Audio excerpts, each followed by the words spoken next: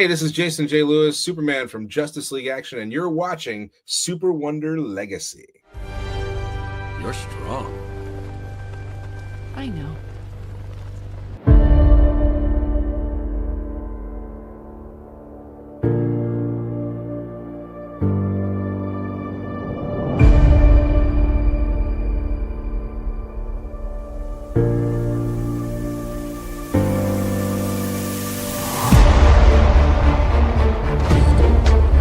Are you a sight for sore eyes?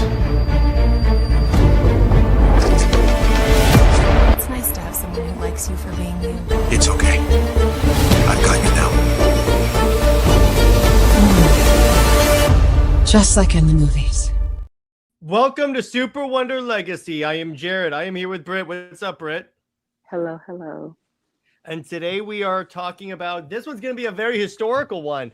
We are talking about comparing Superman and Wonder Woman to John Carter and Deja Thoris. That's right. The two characters that you could say, that you could say inspired Superman and Wonder Woman as characters, and like a lot of other sci-fi properties and concepts. So let's jump right into it. So, Britt, tell us about Carter. Okay, exactly what you said. It's mostly pulp fiction, sci-fi mixed with romance and superhero, storytelling.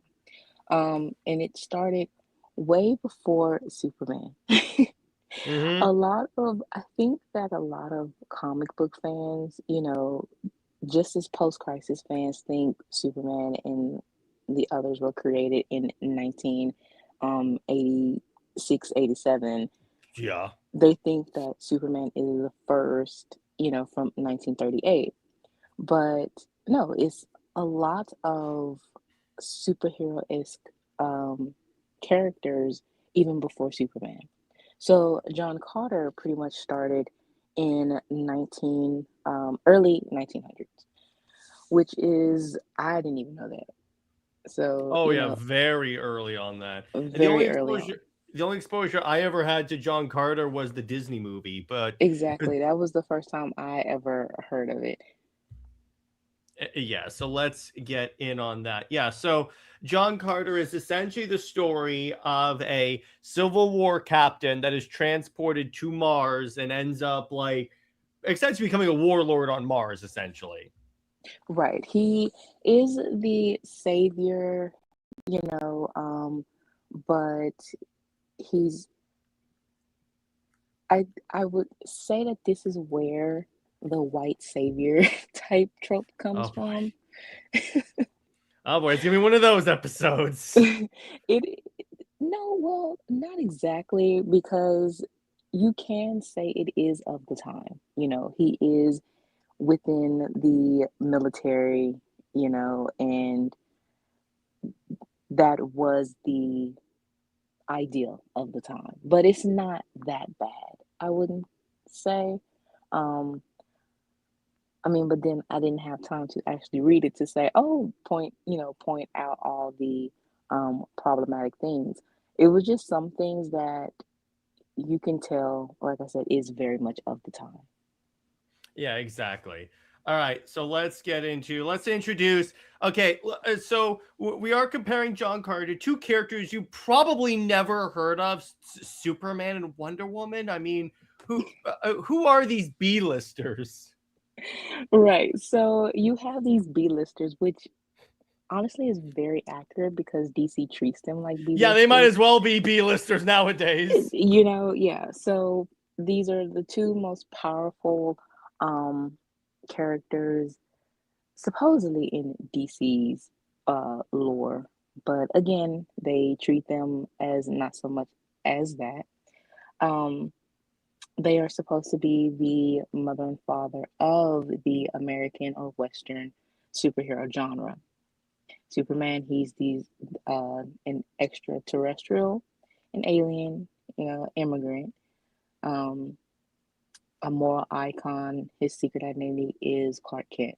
Diana, she is a princess of Themyscira, an Amazon, a teacher, an ambassador of peace, a it's very controversial, of course, but the demigoddess thing is a thing. So she is a demigoddess at some point.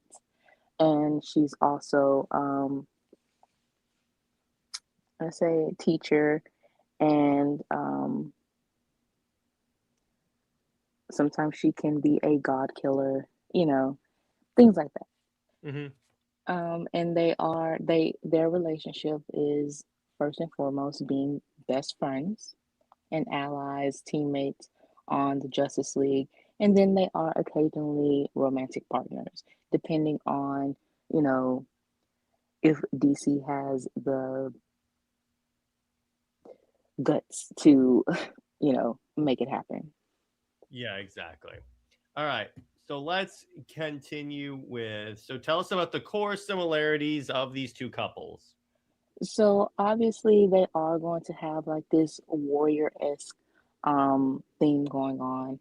Clark isn't so much of a warrior type, but with the fact that we have, the War World saga Hmm. from Philip uh, Johnson Kennedy, we can technically he is a warrior. So you have that.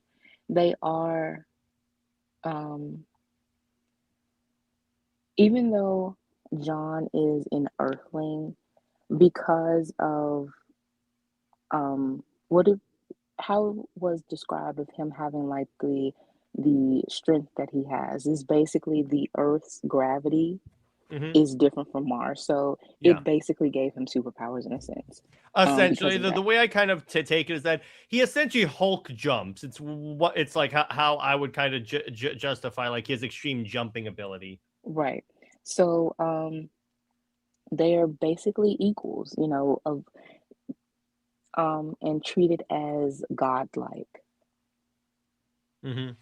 Yeah, essentially, yeah, exactly. They both have that, and it's amazing, Britt. It is really funny. I say this every time we do a couples comparison. How the couple that we compare Superman and Wonder Woman to that have the similarities and stuff are the couples that the fan base accepts. But just because these two are Superman and Wonder Woman, it's like, oh no, Superman has to be with Lois, and Diana has to be with White Bread Steve.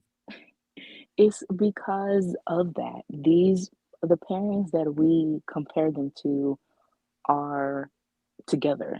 They are of the same franchise.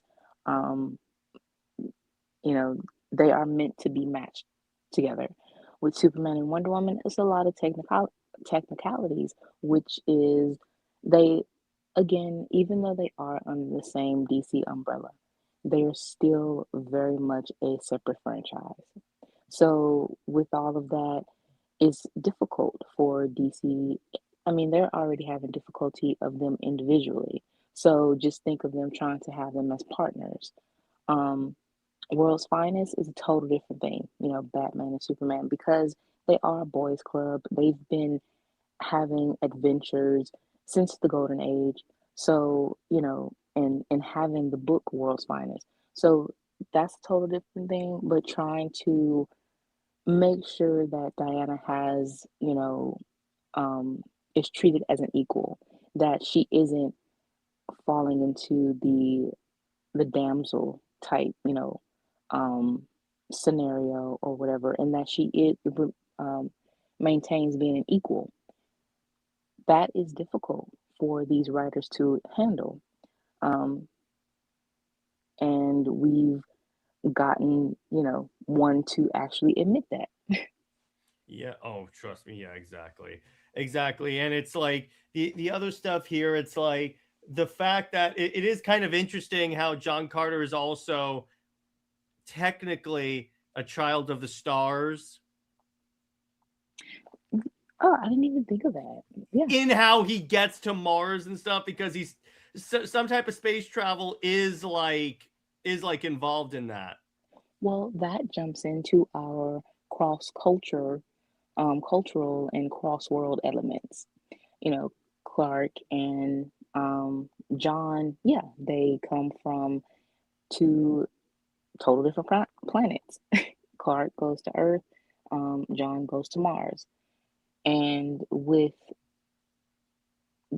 and Diana's from the mascara, and just having these relationships with a princess and a farm boy, or um, yeah, John is a military guy, so that would think of the princess and the military guy is Steve, but I wouldn't say John is actually Don't Steve. insult John Carter by comparing him to Didn't Steve. Come on. I was saying the occupation or the backstory of it, but he is more than Steve, of course. Yeah, and actually, I know that, but my point is, he still travels through. It's still like his consciousness is.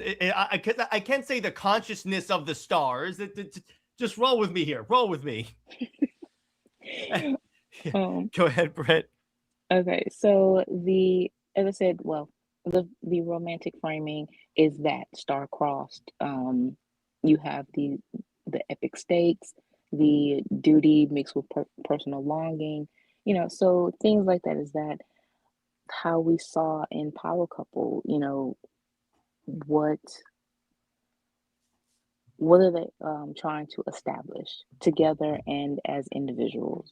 And that is what John and Deja tries to figure out as well. And the adventure context is the high adventure of, you know, the sci-fi magical elements. You have the quest and the battle of ideologies and the slow, well, it's not the domestication of the characters. They don't end up being, um, like baking pies or whatever. Yeah, exactly. Oh, well, yeah. Don't tell Tomasi. And the last one is the idealized masculinity versus femininity. And that's basically being of equals. That Deja, she does fall into the damsel needing to be rescued at some point, but after a while, she does evolve into her own, warrior character, even to the point where she later on in the 2010s got her own comic book.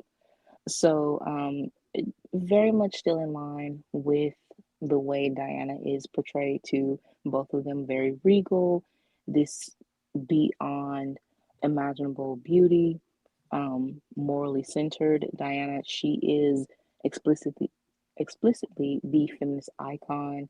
And then Clark and John, they are the noble, masculine adventurers, but still humbled, and Clark being the paragon of virtue. Yeah, exactly. So, continuing. So the differences. Oh, yeah. Okay. I will transfer over. Mhm. There you go. So, There's a lot. so Carter's power is derived from physics. Is basically environmental. Again, the high gravity of Earth makes him stronger on Mars, and he's, has martial artist type skills. So, yeah, it's very different from Clark. He doesn't have Clark's powers are biological. He didn't get them from any type of mutated milk, as some post-crisis fans would probably think, but that's that. Mutated milk. God. Well, that's what they act like. Well, Um, yeah. You mean the repressed chihuahuas? yes, yes. And Deja, she's within the political and royalty duties, but she'll, fight if she has to. So their relationship is basically still centered around Carter, most of all, as the hero and protector. Clark and Diana are both individually world saviors, powerhouses, and um, very much equals in every way. So it's not so much again as the hero protector type thing. Even though Clark tries to protect Diana, it still goes, both ways. Yeah, exactly. Hey, what's up, Cameron? How you doing, dude? So with the public identity, um, well, of course, John and Deja don't have to have identities, secret identities, or anything like that. They are the rulers of their world, so there's no need. But Clark and Diana do have the complexities of that, you know, Superman basically living and romanticizing lies of omission. Um, Diana, she lives in truth. So it's that back and forth tension between how to compromise with that and understanding that at least, even if it is lies of omission, it is for protectiveness, and also he doesn't reject his Kryptonian heritage. No, of Um, course. Well, unless he's married to Lois Lane. right. Um, and Diana, she is she's treated as a celebrity, but of course she does not like that. That was introduced in Perez run, being this public hero and having Mindy as her PR agent.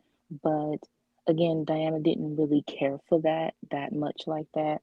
It was only during Rucka's run that he really made her like this Paris Hilton type celebrity, signing autographs and doing that in a way that she made herself seem like some type of untouchable, um, out of touch celebrity.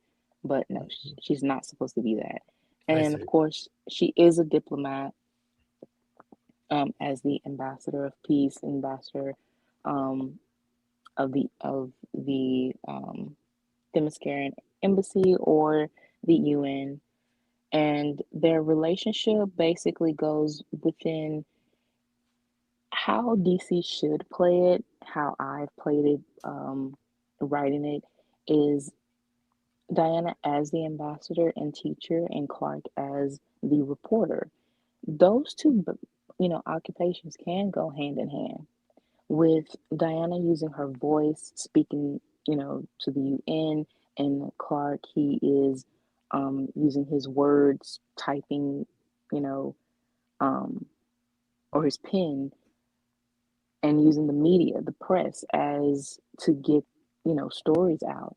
That is a story of its own, but DC isn't smart enough or whatever, or kind of lazy to deep dive into that.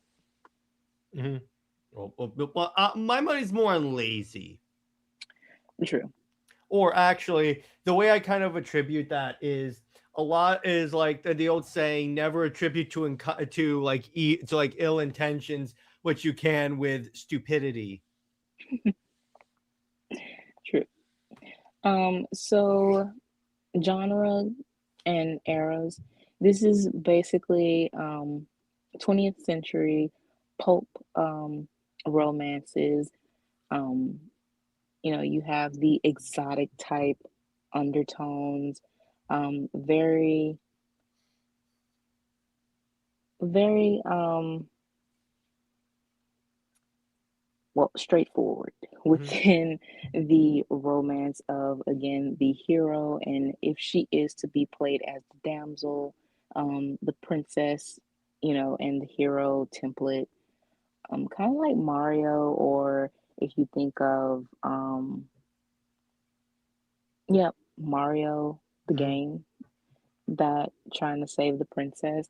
That's sort of what Jean Carter sort of led to, at in earlier stages. But again, Deja became her own individual character. True. Um, and then with Clark and Diana, they sit inside the 20th century and the 21st century.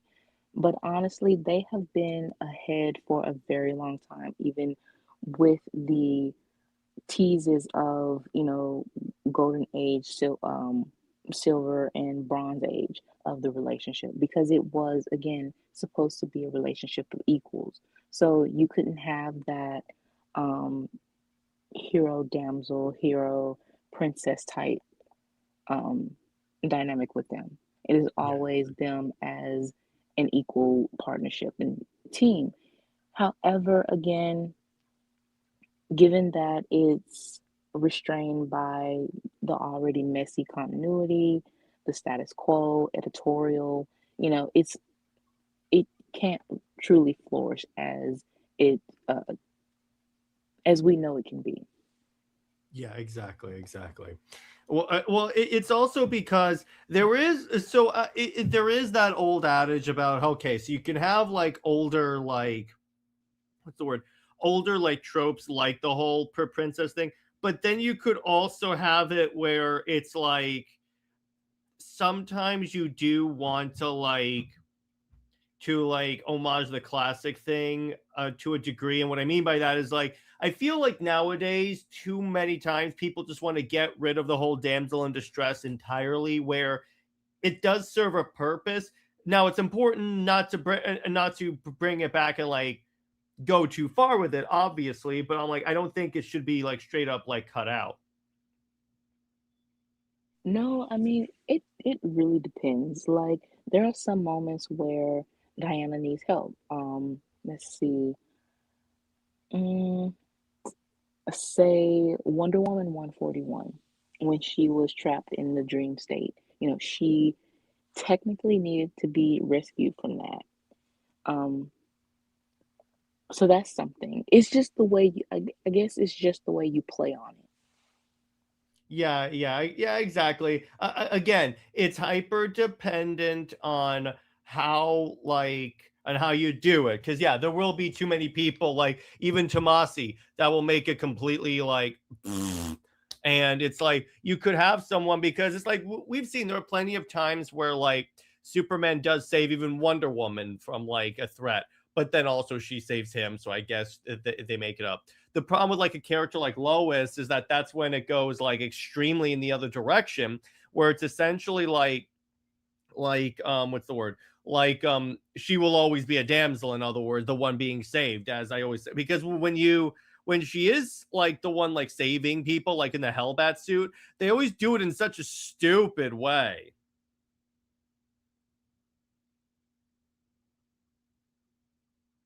Right, Britt? Exactly. Mhm. It's done in a way to make the other characters seem incompetent, and um, kind of useless to elevate her. And that's no need. With Clark and Diana's relationship, it's both of them on the same level, but it is a give and take, or, a both of them teaching and learning from each other. So yeah, it's very much as you always say, as we always say, it's a balancing act.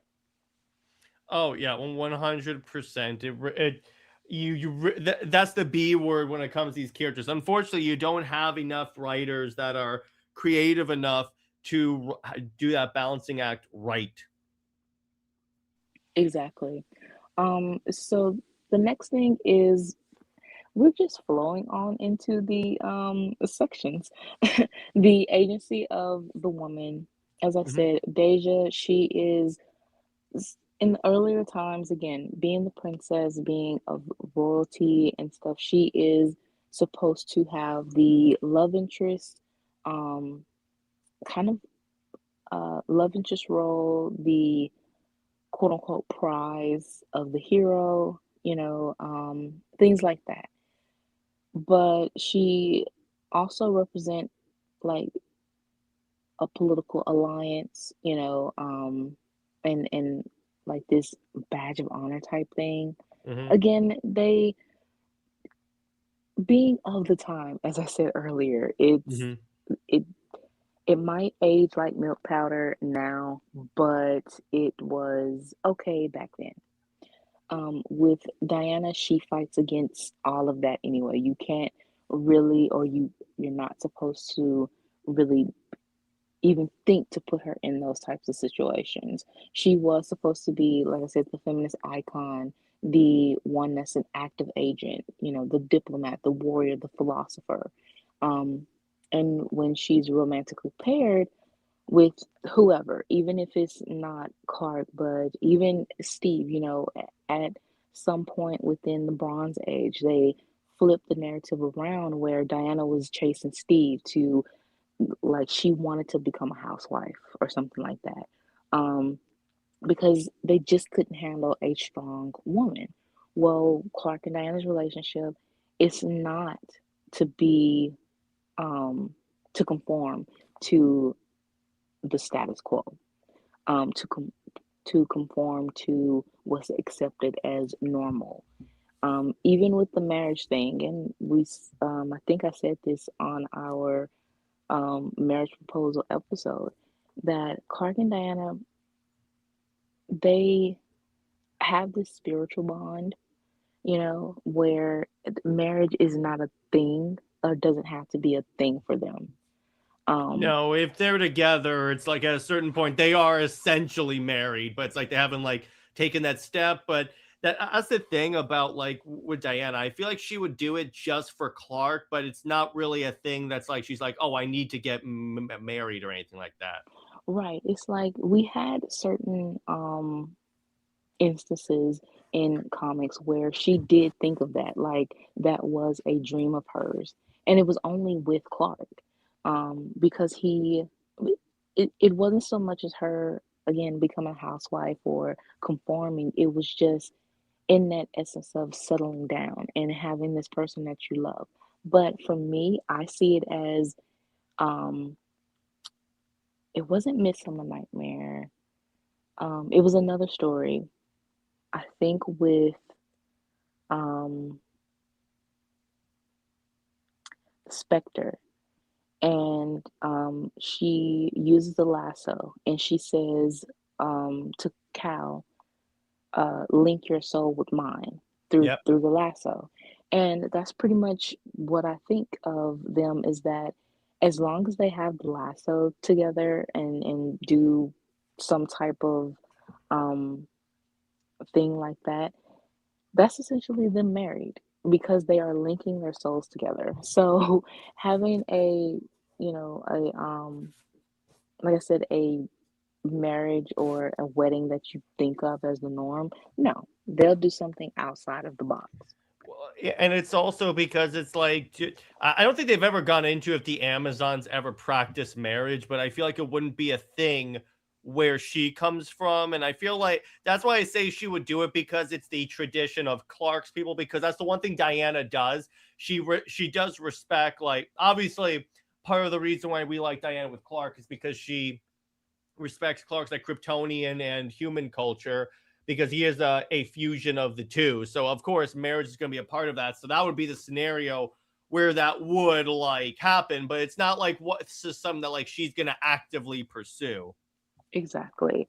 And also emphasizing that Diana is a teacher.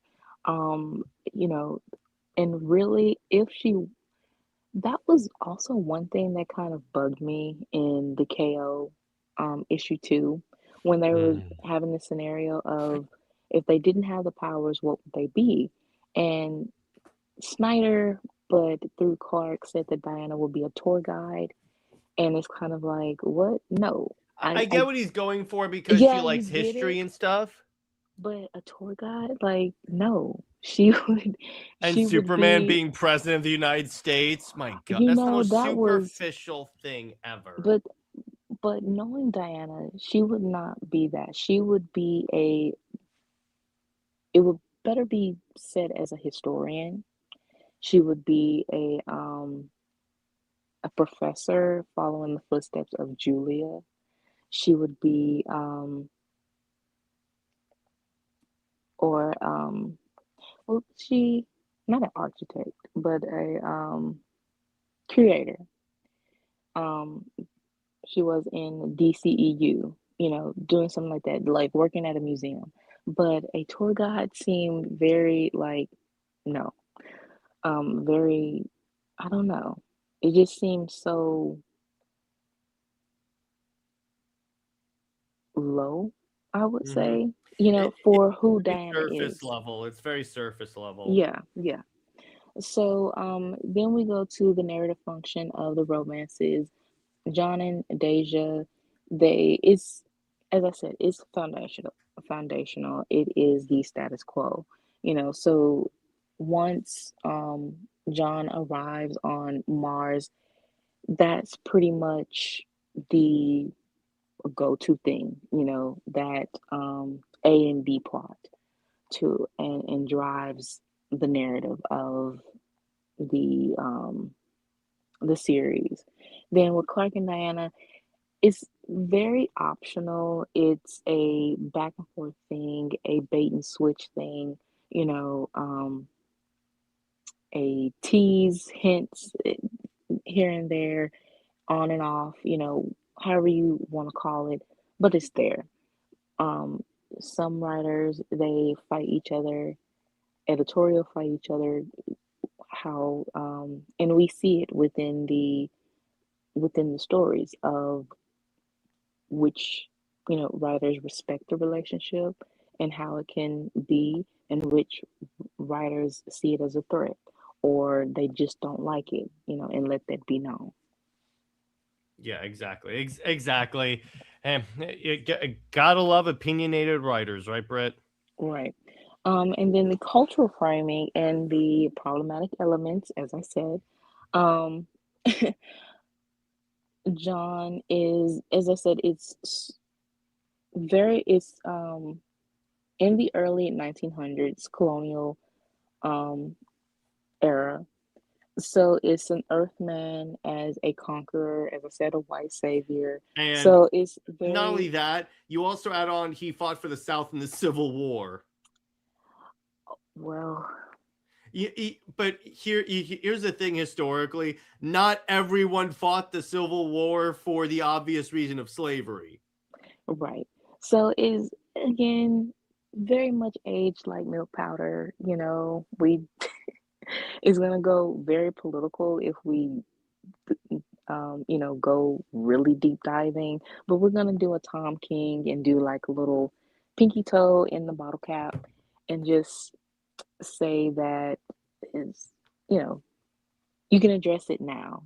Why did It you say that name, Britt? Oh my God, the Turtle Man, you know, the turtle. Oh my gosh, yeah, it's a turtle, and on top of the turtle is a Chucky doll. that is hilarious. I'm just Um, saying. so, um, but Clark and Diana's relationship again, it does have debates on gender roles, power, equality, um, relationships of equals, and how feminism goes within this relationship. Which, I mean, I don't even know why is a debate, because feminism is about equality of the sexes. So when you have a relationship that is advertised, promoted, or whatever as relationship of equals, wouldn't that kind of like tell you that this is very much aligned with the feminist narrative?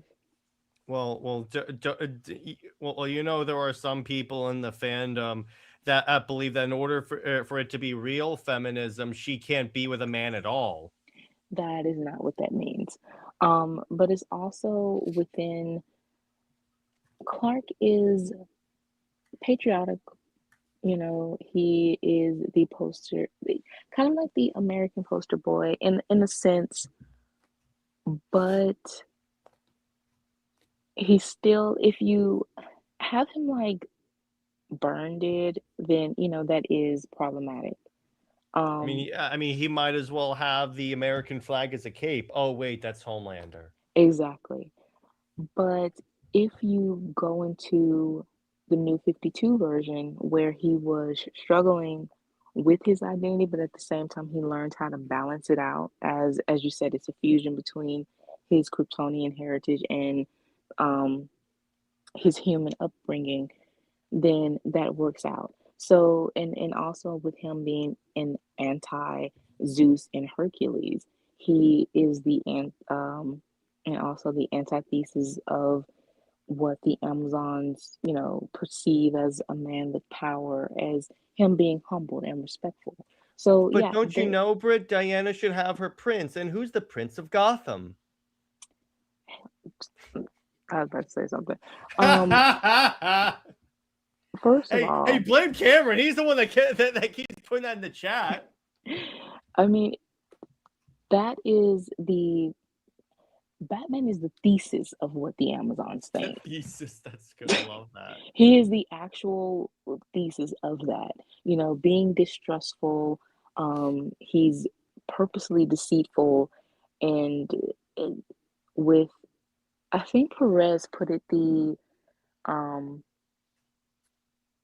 he wrote that in, I forgot what issue, but basically the way Batman wants fear and vengeance, that is not the way of the Amazons. So that pretty much clashes with the way of the Amazons. Even Turtle Man, he kind of had that, um, the way Hippolyta was very cold towards Batman. I think she said something towards that too about vengeance and the way Batman pretty much disrespected the Amazon ways. So, no. But you see the opposite with Clark, that he puts, respect for Diana and the Amazons first. Yeah, exactly. But by Britt, I came up with a fun thing. So you know how there's the Teenage Mutant Ninja Turtles? Well, I came up with a nickname for Tom King. What would that be? Middle-aged hack turtle writer. It needs work. I could tweak it a little bit. You're going there, yeah. It's there. Yeah, I could tweak it. I could get better. Yeah. Let me put that. I could get better, but it's so the minute you said Turtle Man, I'm like, oh, okay, I know what I must do. Anyway, so am I clear to go to the next slide? Yes, you are. All right. So character dynamics and psychological texture. By the way, I love the art for John Carter. I'm just gonna tell you that right there.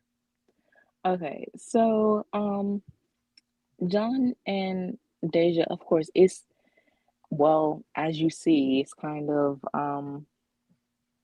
it's the romance novel type esque, where he is the macho man, sort of displaying that, and Deja is there as the sex symbol in a sense. So it's very passionate, is you have this chivalric honor, heroic rescue, and Deja, John fights for Deja. So again, it is very much she being the quote unquote prize, but um, she is still, it was kind of like trying to maintain her, her independence with being royalty. But Yeah. John is the one that's pretty much fighting, and their union being together was very political, but it still was a genuine romance. Yeah, exactly. Yeah, here's the thing about John Carter. At least he definitely respects Dejah, so it's not like he's like the misogynistic dude. Right. And then with Clark and Diana, again, it's mutual. It's very much where they have these complications, but it's not complications that will pull them apart. It's for them to learn from each other and how to bring that all together, their similarities and differences, to complement each other. Um, Clark and Diana, their relationship, again, bait and switch, very much the best friends with these romantic tendencies. Um, you have this underlying tension. You can, I mean, read, honestly, any Wonder Woman issue that has Superman in it. It's there. I mean, if you look at any of the covers, it looks like it could be a romance cover, only more tasteful, but you know what I'm saying, right? Exactly, more tasteful. It was won by, Is his name Ballard? Brian Brian Bolin. Bolin, I think, yeah. But it's where they very much look like a couple, where Clark has like the mullet and Diana's hand Oh, on his chest. I know exactly the one you're talking about. Yes, it's Brian Bolin. Is that the one where like she's like on, she's kind of on his arm, and her hand is on the S symbol? Yes, they Yeah, very much yeah. look like a married couple there. Yeah. Yeah, yeah. Exactly. Yeah. And that's the funny part about it. It's like whenever, see, here's the thing. You never notice how the same people that talk about how Diana has like chemistry based upon panels by like, let's say, with like Bruce or God forbid any of the Amazons, just because of panels and stuff. But then they deny Superman and Wonder Woman, where that goes back all the way to like practically their inception. They've been like the couple that looks great together. Right. I mean, there is a lot of double standards and contradictory, ness in within the fandom because first they applaud couples that match, couples that, have similarities, like they boast about Clark and Lois being reporters. Okay, is that it? Um, or that Lois being Superwoman. And I mean, with her being Superwoman and a reporter, she gave off the vibe as just gender bent Clark. Mm-hmm. So, with that, it's like that's very shallow, superficial. Um, that also goes within the eugenics type thing. When we saw Superman fans saying, "Oh, now that Lois has powers, they can have more kids because John is basically a failure to them, or John needs actual siblings," even ignoring the super twins. Mm-hmm. So yeah, it's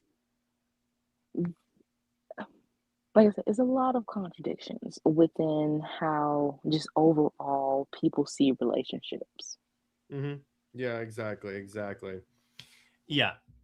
So then you get to the fan receptions of the two couples. And yeah, it's like, well, I'd imagine that this couple has been pretty well received because they've lasted since the 1911. Yeah, again, this they wouldn't have any type of pushback, of course, because they were clearly made within the same franchise, and that is the role to be each other's love interest. So, And the internet was not a thing when this was created. exactly. So it's just there. It's very much sold as this exotic, action-packed epic, and with a central love story, and that is, your two leads. That is the story. Over time, again, the authors and adaptations, altered some things to emphasize John's heroics or Deja's agency because she really needed it. But it just kind of remained the same. And as we said earlier, the 2012, I think it was 2012, Disney adaptation, Deja, she was much more independent and somewhat avoided the damsel in distress trope. Mm-hmm. Yeah, exactly. And and that's the fun. And then obviously the fan reception. So for me, being a surface, I've read a few of the comics. They're awesome, by the way. I just want to say that right there. I need to read more of these, but this is kind of so the thing that I always thought about this is like, well, yeah, and they complement each other well, and I prefer that they did, at least in the comics and in some ways the movie, but mostly in the comics. Like you can see in the cover I have here, she straight up has a weapon as well. So it's like she's not like the damsel in distress and stuff that, like, in fact, there's a arc in the comics that I read where they're separated and she has to fend for herself while he fights to get to her. Right. So that's, again, over time, right, I'm sure fans were able to send in fan letters, you Mm-hmm. know. Eventually. So I would say that that is the only way the authors would know, Or what to maybe keep going with. or maybe Mhm. as time went on, he said, "Okay, I've done this, so let's give Deja a little more stuff to do because it's and while preserving what was in the past, because the way to do this is that you do have times where like he saves her because to a certain degree that is romantic when either one saves the other because they do it the same thing, particularly Superman and Wonder Woman. She saves him a lot, but it's Right. like to have like actually, you know what? It's the perfect way to say it, Britt. That balance. You need to have balance between who's saving who, in other words. Exactly. There is a Action Comics cover where Clark is down surrounded by villains, but you have Diana, all you see is Clark, kind of um looking beat up or whatever, Mm-hmm. but you have Diana and you see just her boots and she's standing basically trying to protect him. That is the most powerful cover and it really sums up their relationship. And you can imagine Clark in his head is like, as soon as Diana shows me, he goes, "Oh, you're in trouble." Exactly.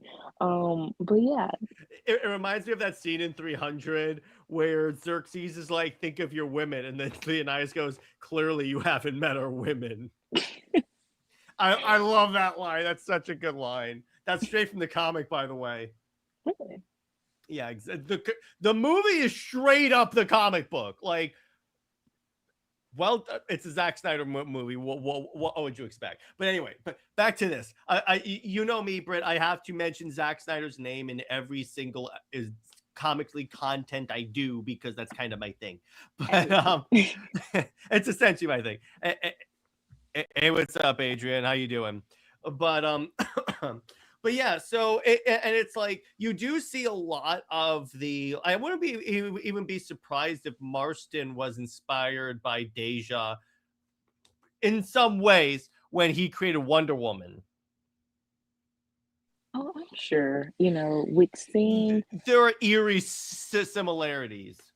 yeah, with seeing, during that time again, well, I would say that probably is somewhat of his motivation because he said in the quote, some girls and women they feel like if you are strong in that sense, that takes away your femininity. Yeah, But exactly. what he Eh, tried to do, mhm. mhm, No, go ahead. what Marston tried to do was continue on with showing that a woman can be, you know, beautiful and otherworldly beautiful, but she can have the physical strength. So yeah, I would say that he probably did take inspiration from Deja, and then over time, with Deja's independence, it probably Wonder Woman was now that influence. Yeah, it's like the way I think Marston did it is he took like he essentially was the forerunner into what well-written female characters would become because you could have like Diana can sometimes be saved, but most of the time Diana's the one giving the ass whooping. Exactly. And then yeah, I love my way of saying it. And then Adrian, yeah, I know Frank wrote 300. I was just referring to that that Zach managed to translate that thing to screen really well. And in terms of the earthquake, yeah, that's just Frank Miller. So let's talk about the totally sane and definitely not toxic reception of Super Wonder, Britt. Oh yeah, they are just the most amazing fans. They are so kind and welcoming. Now Um tell us now tell us how they really are, Britt. well, if I tell you how they really are, you Okay, might have to beep point this on out. the doll where the post crisis fans hurt you. But regardless, the funny part that I always think of, it's always funny when they throw out the "you don't read comics" accusation when we literally have panels from from the 30s and 40s, and then it's like statements by the creative saying, "Oh yeah, it was kind of a plan for Wonder Woman to be with Superman." I'm like, "Oh really?" Right. Yeah, the whole throwing out you don't read comics is mostly a you don't read what I've read. Mm-hmm. Um, but at the same time, it's also you aren't aligning with my headcanon.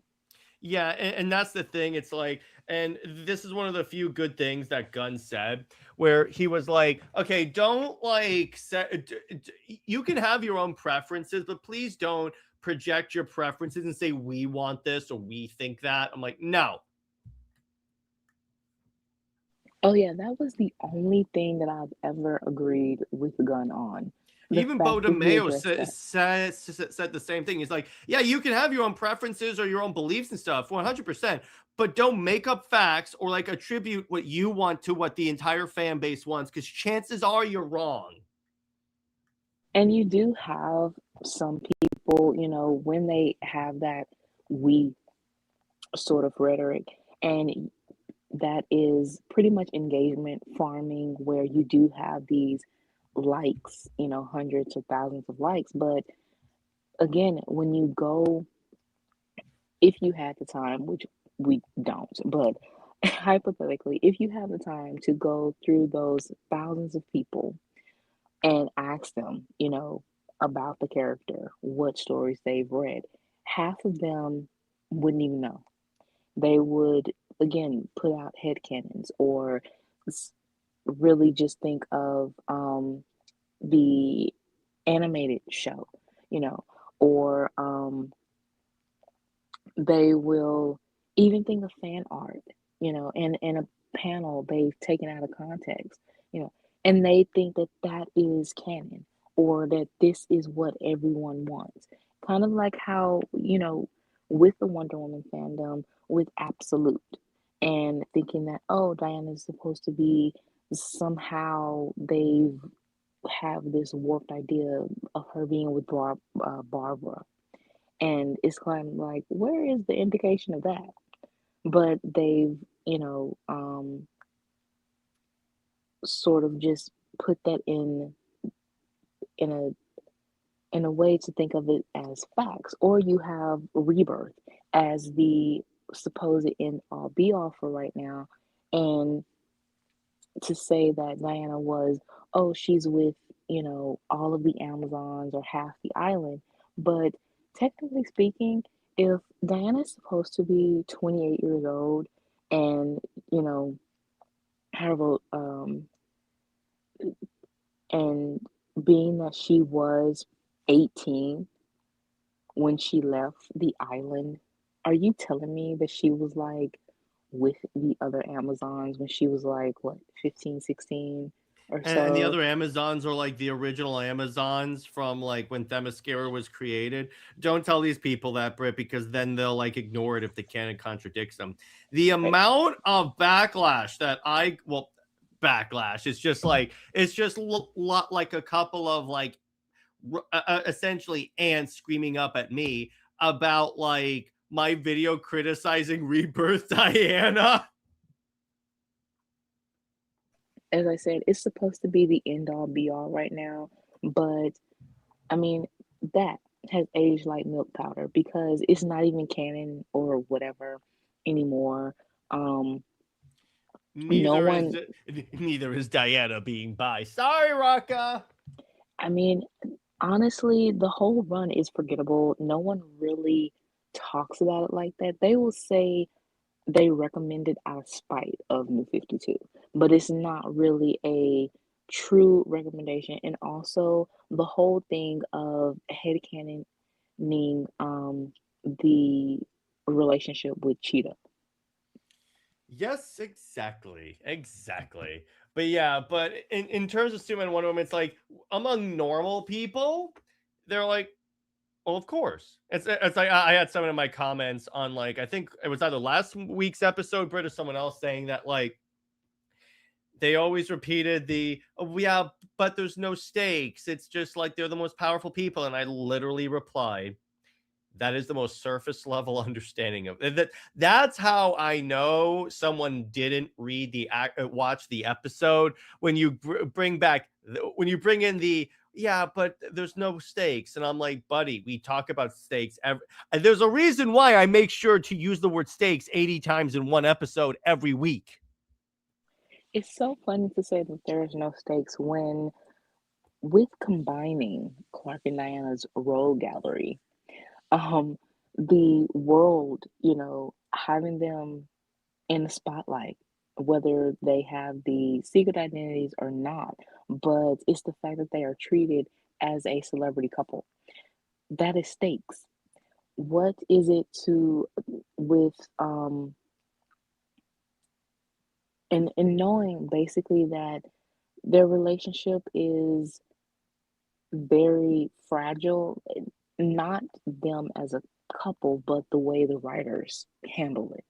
It's, that they can break them up and be horrible with it, like DC AMU. Um, Or like, but okay, Britt, here's the stakes. I don't know if you remember this storyline, Britt. It was an obscure story. It definitely wasn't like awesome or anything like that. It's called Superman Doomed. right, where When she Diana almost killed killed him. him. Exactly. You've never had a story like that, or even Power Couple. The fact that Clark felt guilty, with Zod, and he was, trying to handle it on his own because he felt like that was his responsibility. But it's like, funnily enough, it was Batman who said, if you two are going to be together, you have to let her in to your world and help you with your problems. And then later on, within Doomed crossover, Clark, in that sense, said the same thing to Diana, that I should have helped you with the gods. I should be within your world too. So with that clashing of trying to keep their individuality but also join everything together, that is stakes. Um, Exactly. but what do you have with Lois and Steve? Steve, you know, um, the fact that King tried to introduce a conflict between Diana and Steve, which is, the military is going after her sisters. And Steve, whether he was a double, um, If he was a agent double type thing, agent, King never established that. he didn't establish that until he got pew pewed. That's it. Mm-hmm. Um, so the fact that he never addressed that could have been a stake with them. Is Diana is romantically linked to this guy that's in the military who very much is on the, in the sense, the wrong team. He is, because the military, especially when you have Sam Lane involved too, and even with our worlds at war or any other storyline where Sam Lane committed genocide, you know, and every military soldier was within that. Um, Steve was saved because he was an old man, halfway in, halfway out in post crisis. But if that storyline would have been within the now, Steve is indulging in that. And he does not speak up for the wrongdoings that the military does. He just goes with it. And then you have Diana just going with it to the point where you have King, her, praising Steve as a military soldier, calling him her soldier, or what did he say? He said man of army, um, or saying that he's a survivor. Why are you romanticizing the problematic um, notions of the military? That is a no. And then with Chloe, you have them very unethical, with Clark giving Lois well, powers and also stories. Um, and that backup from action when it was admitted that the only reason why Lois got a Pulitzer is because of Clark. Yeah, well, So yeah, exactly. That's definitely not a compromised journalistic integrity at all. right. So yeah, it's when they talk about states, you can very much tell that people are, antis are trying to um sometimes they just make stuff up just to hate. Yeah, So, of course. so going back to here with the writers and editorial stance from the golden age, you know, through the silver and bronze age, even though the bronze age is pretty much where you got the most teasing of Clark and Diana, they still kept of um, Superman with Lois and Diana with Steve, or she was single. Especially within the mod era, that is where you have Clark and Diana matched together on the computer, or just those little adventures where Diana's powerless or she leaves the Justice League and Clark is the one to advocate for her. It Exactly. was also in Wonder Woman, I want to say 300, I think, or um, maybe a little bit earlier. But it was the one where Steve was, of course, being a jerk, and she says she has other plans. And you have that teaser where she basically goes off with Clark. Um, and things like that. But again, the most established status quo then was Lois and Steve by default. Um, and it was really because of the and Snyder, Scott Snyder even um, proved this by saying that the main continuity is far more more conservative, with Mhm. things, and they want to just keep things the same, you No, know. and the sales reflect that. Right. So, I'm right. just saying, Yeah, yeah. numbers don't lie. But you still have where across the decades, um, Clark and Diana have to canonize their relationship in main continuity has been a thing. Um, we have again confirmation from Perez that he was very disappointed with the way Action Comics 600, just made their build up very awkward, and it was just, oh, they are supposed to be friends, and you have and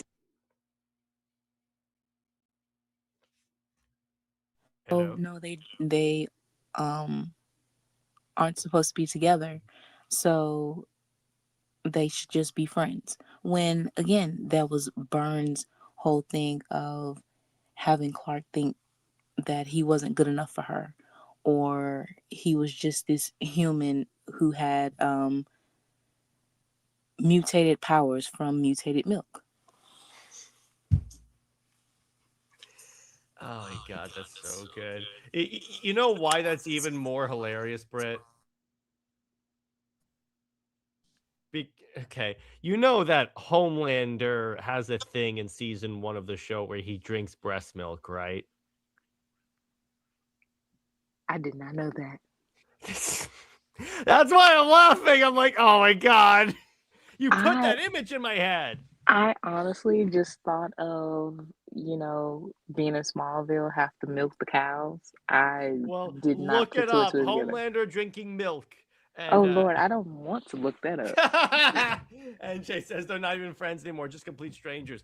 Blame DC, because here's the thing: you put Superman and Wonder Woman together, all of a sudden you will create more shippers, and they don't want to see us. I'm glad John Exactly, Jones. I'm glad I exactly. never watched The Boys. Lucky for you. Oh, look at Cameron. Don't do it, Britt. I am not. I am not. Don't worry, I'll randomly send her that picture. And I swear to God, I'm going to block you. You know you could never block me. You know you could never block. Who else would you send sugar honey iced tea stuff to? I'm just saying. So then we get to key contrast in their treatment. It's like the other thing. It's like it's like Carter and Dejah do have the consistency in that they've always been together, whereas Superman and Wonder Woman, also John Carter and Dejah didn't really have to deal with the editorial BSery that Superman and Wonder Woman does. And by the way, John Jones says they were afraid of putting Diana and Clark together because of how good Super Wonder is. Highlights all the flaws of Chloe and makes it look bad. I know that's and Britt, real quick, because NJ's asked twice. I'm not angry, NJ. I'm just saying you've asked twice. We're gonna bring this up, Britt. In a sentence, how would you describe that Wonder Woman Lobo fight? Beep, beep, beep, beep, beep, beep. I'm watching that. I'm like, this sucks. It was, man. It was. I'm so surprised. Lobo should not be Wonder Woman, period. But you know why it is? Joelle Jones in the DC documentary brought up how she loves 90s comics. And which character is clearly the 90s character? Oh, okay. So that's when you realize, when you put that quote, when you remember that quote, everything makes sense. Yes. Okay, so we're just gonna go ahead and go through that real quick because it wasn't in our reviews. But you brought it up. So, okay. So number one, first of all, why is Diana in the post-crisis outfit? You know, that's one thing. Number two, why is it the fact that Lobo said that, oh, if you're going to fight like a man, you're going to be treated like one? No, that... I understand that Lobo is very sexist and misogynistic, but that was going too far. You know, that really shows how DC and the fans think of Diana, that just because she fights, she is fighting like a man or acting like a man. No, that is totally off base. Number three, why did Diana need the Wonder Girls to jump Lobo? Like, that was stupid. Diana really didn't fight her own battles at all. And then the last round was basically because Lobo was being so misogynistic. That is how Diana won. So she really didn't win the fight. Lobo had broke her wrist, so she couldn't really use the sword to stab him. She just got lucky because of the god entity or whatever helped her. And that's how she won. So it really wasn't a fair fight for Diana. And it was definitely just written as a Lobo comic and from his perspective, but also just entirely unappealing and entirely just... It really made Diana look very weak. Yeah, exactly. Well, yeah, and the fact that she lost at all, even though she won at the end, Wonder Woman should have bodied Lobo. Of all the characters that Wonder Woman could take out with one arm tied behind her back, it's that freaking Zarnian. Exactly. And also the fact that she had the golden chicken armor. It was like, what is that for? Because she still got dropped. So why did you have the chicken suit on? Mm-hmm. Yeah, exactly. By the way, John Joe says, I'm not reading Modern DC. Did they nerf Diana again? In that issue, yes. Super Wonder was a great idea and couple that DC got afraid of. Yeah. They made Diana so weak she almost lost. Yes. That is 100% true. She still won in the end, but chicken soup.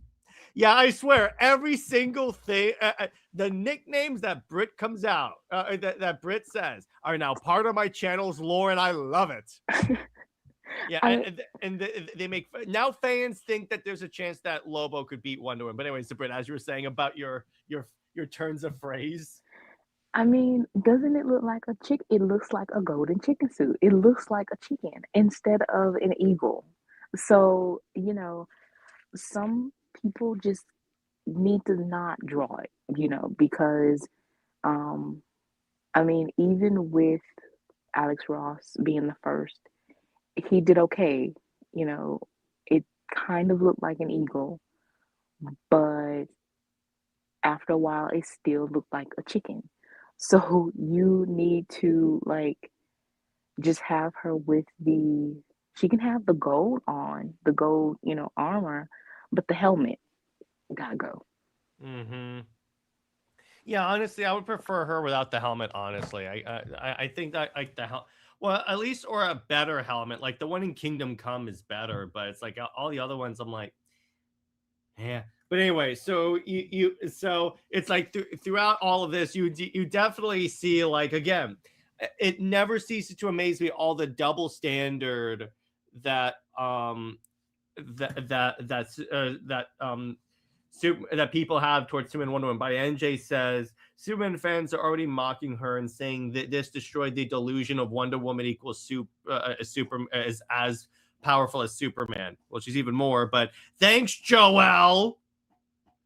Also, Britt, wait a second. mean, Wait a second, Britt. I thought women writing Wonder Woman exclusively was supposed to be the salve to all of our issues. exactly. That was one more point I was going to make as well. But also, keep in mind, Scott Snyder is the head of this event. So I think that he is the one that's involved within these tie-ins. And I mean, and you also have Marie Jarvins, that is the chief editor as well. So this is going through a lot of people. And for even Jarvins to think that this is okay, you know, I I don't know. But yeah, we've said this since the very first episode. It doesn't matter the gender of the writer, um, or you know whoever you identify as. It doesn't matter. It is the respect of Diana that comes first, and we have not had that. Whether it is Joelle, who's a female writer, or you have Rucka. Even Rucka would throw Diana under the bus as long as he has his way about certain things. So yeah, it does not matter. Yeah, exactly.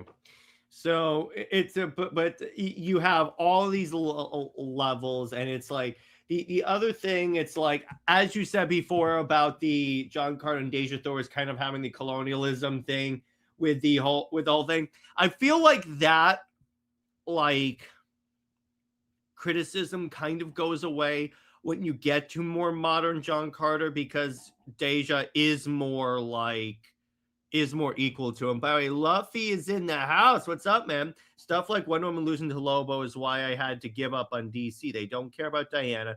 Trust me, bro. We're all there. I will always love SuperWonder, but the stupidity of DC hurts my brain. I can't read the garbage anymore. Join the club. Honestly, it makes me want to give up a DC as well. Read Absolute Wonder Woman. That's the good one. Right. It's very disheartening that even though, New 52, it had its flaws just like any other era. But to point out or to,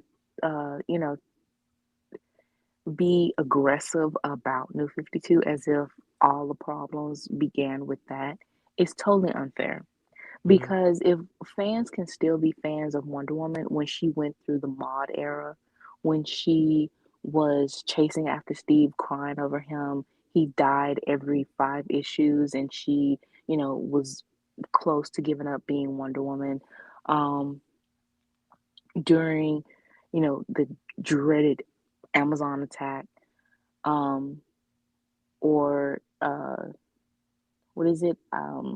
Infinite Crisis, Mhm. or Sacrifice. If you can continue to be a Wonder Woman fan through those, New 52 really is like pales in comparison.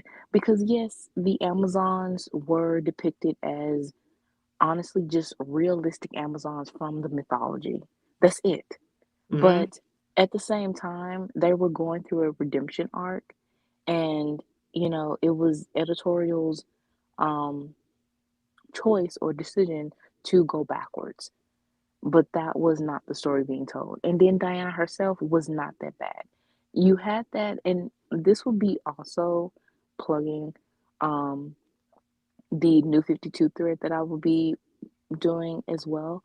But Diana herself was inconsistent only because of the writers' inconsistency of um who she was and how they saw her. You had Jeff Johns who saw her as this fish out of water warrior type, sword swinging happily. You had Tomasi who just thought of the goddess of war, um, this dark warrior, Xena-esque. You had Charles Soule who actually had her balanced out. You had Azarello who was basically more interested in the gods. So yeah, you didn't have much to go on, but still it was not as bad as people make it seem. Just very exaggerated and dramatic. Yeah, exactly. Um, oh my gosh, Luffy! Steve's greatest contribution to DC is dying. He does his best work from the grave. You are absolutely right. You are so right, brother. There's no lie there. That is so good. Oh my gosh. If let me put it this way, if this channel's legacy is bringing out the anti-Steve and Lois thing, I'm cool with that. I'm cool with that. That is so good. And Barry NJ says a hard reboot is the only solution to save her from disaster. In all likelihood, with everything going on with like WB being sold, I would. I'm not gonna. To a degree, I may predict this, but I would not be surprised if within 1 to 2 years we see another hard reboot. What do you think, Britt? 1 to 2 years? Do you think with everything I'm going on with like all honestly, the sales? because Snyder is his whole Dark Side Absolute thing build up is 2027. Mm-hmm. So yeah, it would Yep. be within kind of like a hinting of it next year, or well, in a few weeks. Oh um yeah. yeah, 2026, and then the hard reboot will be 2027. I just love this when they're like, oh my gosh, we're gonna do this Omega King event to face Darkseid, but then we're not gonna face him for a couple of months after this tournament. What? Honestly, I think that they have ideas, but to actually execute the ideas is harder. And especially when you don't have the support of the books, you know, these tie-ins, these other, they're canceling their ongoings. They have minis that don't even chart ranking top 50. Yeah, by the way, Luffy. Luffy says the greatest romance for Steve is not with Diana, it's Steve and his grave. A match made in heaven or hell, depending on where you think he goes. Well, God damn it, Absolute said Luffy. I he love go. you, brother. Absolute says he go to hell. So Oh yeah, what does that say? But anyway, why does DC love a weak Wonder Woman? Because they don't want her to overshadow the dudes. That's why that is. In fact, isn't it like Dan DiDio was pissed that the Wonder Woman movie was successful because he felt that Wonder Woman was going to outshine the male characters? I mean, that was like secondhand hearsay. So was that actually verified?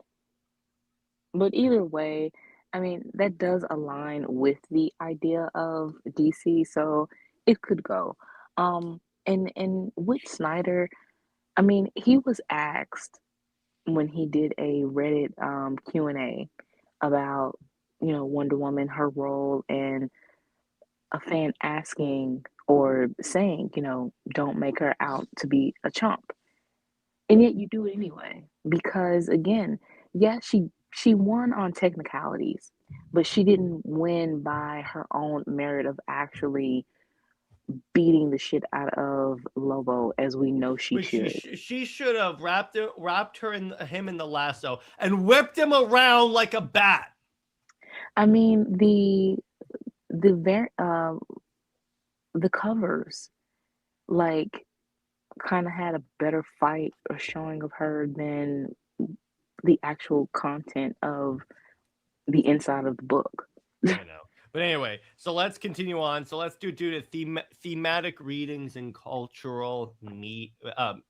Meanings. Yeah, I can't speak tonight. Probably tired from the week. That's what I'm saying. So again, John and Deja, they have the older template of the heroic, white male savior, outsider who wins the exotic princess and queen or queen, the adventure romance of with imperial undertones. With a modern lens, fans will be excited because of the pulp fiction, but also the problematic things are very it's not as subtle as we would think. And again, it's very much of time. When you watch the older cartoons, you see some very problematic imagery, especially with the representation of, POCs and or some things that a child should not hear. The dirty jokes go way overhead, of course, of a child's head. So it is very much of the time. With Superman and Wonder Woman, again, they go against that though.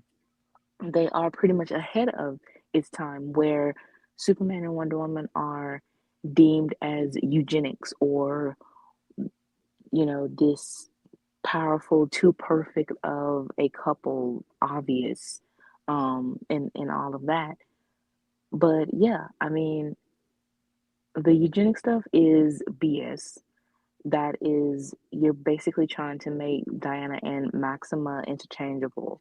But being too perfect, too obvious, I mean, wouldn't you want a perfect, obvious match that shows that they complement each other, that they do have differences, but it's their similarities. In a relationship, you're supposed to have similarities and things in common to work. And that is what Clark and Diana have. So they, again, going against, what is expected, where you have two leads that are, again, leading the story together as equals. Yeah, exactly. So then you get to, hang on, practical outcomes for storytelling. So again, if you want the very old-timey Fabio-esque, classic romantic adventure, that's what John Connor's is directly modeled after or modeled for. And it is, again, having these readers with the exotic stakes and celebrating the rescue and rescue the damsel or princess type of story. With Clark and Diana, you have more of the equality, the public duty, the identity, narrative, the cultural narrative, that and how their roles and symbolism and all of that goes, it's far more complex. Yeah, exactly. So then let's talk about the history of John Carter and Deja Thoris, because guys, these two characters predates Superman and Wonder Woman by at least a couple of decades. Yes. So 1912 through 1917, you have the foundational, I think I want to say Burroughs Yeah, that's romance. the way you do it. So this, the introduction of a princess of Mars. So John and Dejah, they first appear in All Story magazine, 1912, and later in book form in 1917. Their love story immediately defined the emotional core of the Barsoom saga. So they have this instant attraction, which again goes with Clark and Diana. You know, if you want to, I would say pretty much how Perez um, introduced it. You have Carter. He's struck by Deja's beauty, but also her courage and her defiance during captivity.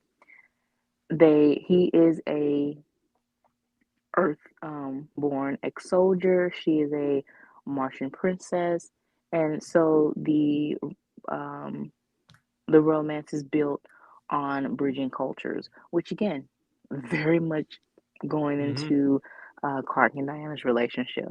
Yeah, I was about to say, I wonder what couple that reminds me of. Exactly. So you have that courtship, you know, you're doing the Bursum customs, the courtship, and they do get married. Um, so it and Carter, he respects the customs and he earns Deja's admiration. Again, that goes within Clark and Diana's relationship of Clark earning Diana's trust and showing his worth. So yeah, again, with these couple comparisons, they are all have I would say the startup, but the execution and the ending is always Clark and Diana falling short because of DC's decisions not to um, go along with it. But with the other couples, we see that Clark and Diana can go within the same path and obviously be successful. Yeah, exactly. So then we go to the early Barsoom stuff. So within this time of now the gods of Mars, they are separated. So but as you said earlier, Carter, as he's trying to be on a rescue mission to save Dejah ends up having to fend for herself. So that is pretty much started pretty early of trying to have her um, or to showcase her independence. Yeah, exactly. Which, what does that say? That yeah, maybe like some of the themes and stories may not have aged that well, but they were already pushing for her to have more of a thing to do. Exactly.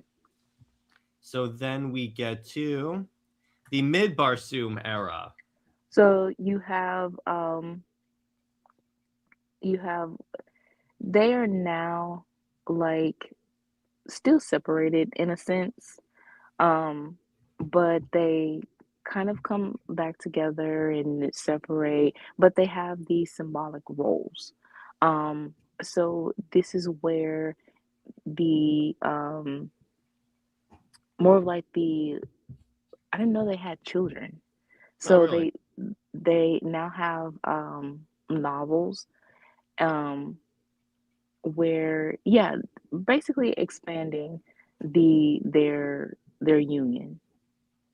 I like So that. it's That works. So yeah. in a way, they have super sons, Um except well done. so would that be eugenics? That's so good. See, so you know, either way, you can't question one relationship without questioning another, you know? Isn't that funny, Britt? Kind of crazy. So when they get married, their marriage becomes the ideal template, you know, that later relationships are measured by. So they are practically the golden standard. Yeah, exactly. But so then we get to the late Burroughs era. So this is now becoming more political. Um, that Deja, she has this more political role, but their emotional bonds, is a little strained, but still remains. It's more so um, exploring their spiritual bond, whether it is tension between them, how they um, get through it. Yeah, exactly. And it show. So in other words, Britt, there's stakes. Right. Wow. So you mean you actually have to have a good writer that understands stakes in order to put stakes in any relationship? Gasp! Especially with dealing with the political aspect, and again, even with the cultural decisions and everything like that. Wow. And then we get to the modern interpretations, which is where we get into the movie. Yeah, so this is where Deja, she has far more agency, from, of course, the 1912, but she has combat skills, she political authority, um, she is more on equal footing, and we have the Disney film now that truly shows her as an equal. Yeah. So let's talk about that movie. So the thing about this movie, first off, it's the most expensive flop of all time because it did not do well at the box office. But thing about it, this is one of my favorite movies. A cult classic, I think, because it's not a known property, Yeah, you know, yeah. and I think it would have done better if it was an animation first. Yeah, I think so too. I think so too because it really plays well for animation. But the thing I really like about it is that they really they get into who John is and like how he is dealing with like maybe PTSD from the Civil War because he had been in like Antietam, which is known as like one of the most bloodiest battles in US military history. So it's like he tries to avoid conflict, but then he ends up showing up on Mars to fight a war and such, which it's really it's one of those movies where I'm like, this needs more love than it gets. They really does. Right. And at that time, in 2010, that those types of movies, again, it would have been better in animated form, but that is the beginning of superhero movies where it you basically start to take it serious, but I'm guessing John Carter, it's kind of like no one really knows of the character. So not in this modern age. So they think of it basically as a bootleg, you know? Well, here's the So, thing. Do you know there's a conspiracy theory about this movie? no. All right, so what was happening at the time is Disney was in the process of purchasing Star Wars because Disney, for the longest time, had wanted a sci-fi brand that's just for them. So that's the original reason why they greenlit a John Carter movie. But what had happened was, by the way, they had horrible marketing for this movie, and the conspiracy theory is that the horrible marketing was intentional, so that, in other words, Disney intentionally made this movie flop so that when they bought Star Wars, they wouldn't have to worry about this competing with Star Wars. That is the dumbest thing. I mean, honestly, these companies are doing dumb stuff, so it's very believable. But that is the dumbest thing ever because why would you intentionally have a flop? Well, again, to nothing. A lot of the again, why would you cancel a Batgirl film that was like 99% done? But we all know how that True. turned out. Right, right. But yeah, and the Dynamite. Honestly, here's the thing about Dynamite comics. Dynamite to Disney being stupid, say it ain't so. Yeah, and trust me, Britt's about to watch Disney Star Wars. Sure, she's about to see a lot of stupid stuff. Anyway, but Dynamite actually has some banger like comic book series. Like this is where you get like Red Sonja, Vampirella, and then they also have like John Carter of Mars, which is so good, Britt. You actually would really enjoy these. Really? Yeah, it's Well, if you like barbarian-ish and like Wonder Woman like stuff, this is for you. cool. Well, yeah. So with those comics, you have Deja becoming more like a um, scientist, like a warrior and a political figure. She's You get more of who she is. You know, it's not done in the perspective of John. It's now giving you her perspective of things. So you see her more as now again as an equal. Yeah, exactly. And again, that's where you get into so in other words, these comics are like the Charles Sewell Superman Wonder Woman comics for John Carter, because again, it's like it showed that like both couples really are equals in their own way, and it's like they complement each other in their own way, because that's called actually like reading. I know it's really tough to actually read, but when you actually read, you actually understand. I mean, here's the thing. Like, look, it's a very simple process. I'm going to teach you guys how to read. Watch. I'm actually going to go full screen for this. Hang on. Where is this? Where is? Okay. Okay. So look. So we have a comic book. So here's what it is. Okay. You open it, and then you read all the words. Like, oh wow, this is great. Look, I'm actually learning about these characters and not having a surface level understanding that people on Twitter give me. Oh wow. You actually have to understand it. You actually have to read it. Then here's what you do. You close the comic book. You put it away, hopefully in a bag and board. And then you actually approach a debate with an educated opinion beyond your bullshit feelings. I'm sorry. I had to go on that rant, Britt. True, true. I But yeah, exactly. And these big companies make stupid decisions all the time. Don't forget, did Disney let Treasure Planet flop? Yeah, a company as big as Disney, Brit, they don't care if a thing flops. Well, that's why, because they think that, one movie flopping is pretty much chump change down the drain. Oh yeah, exactly. But yeah, but in other words, John Carter has a lot of really good stuff, especially the comics that I wish people would check out, and I maybe I'll start covering them. But so then we get to the cultural legacy of the relationship. Okay, so this, of course, is how they, you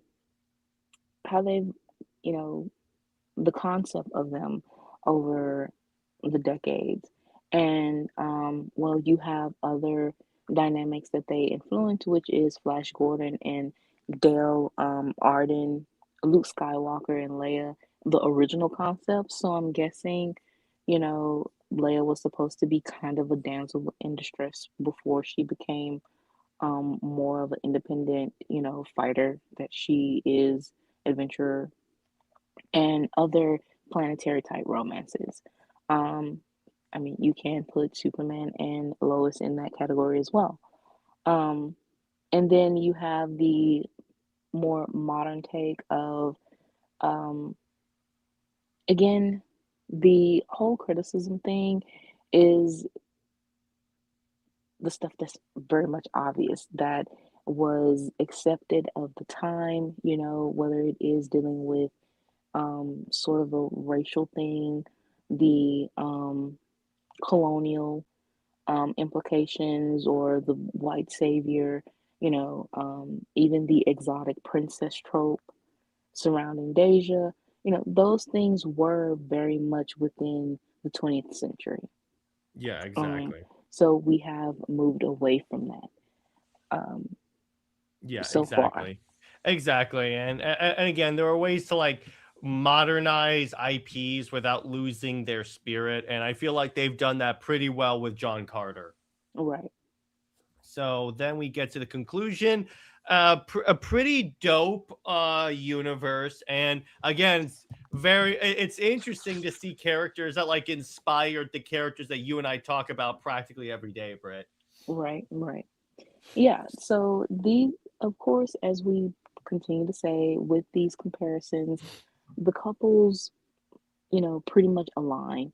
Clark and Diana have the foundation and the start because, as we've broken down the similarities and are right there, more even more so than the differences within these pairings. So Clark and Diana does have merit to have um a relationship that lasts. It's just the fact that, again, the execution and needing writers who care for both characters and respect both characters as well. Yeah, exactly.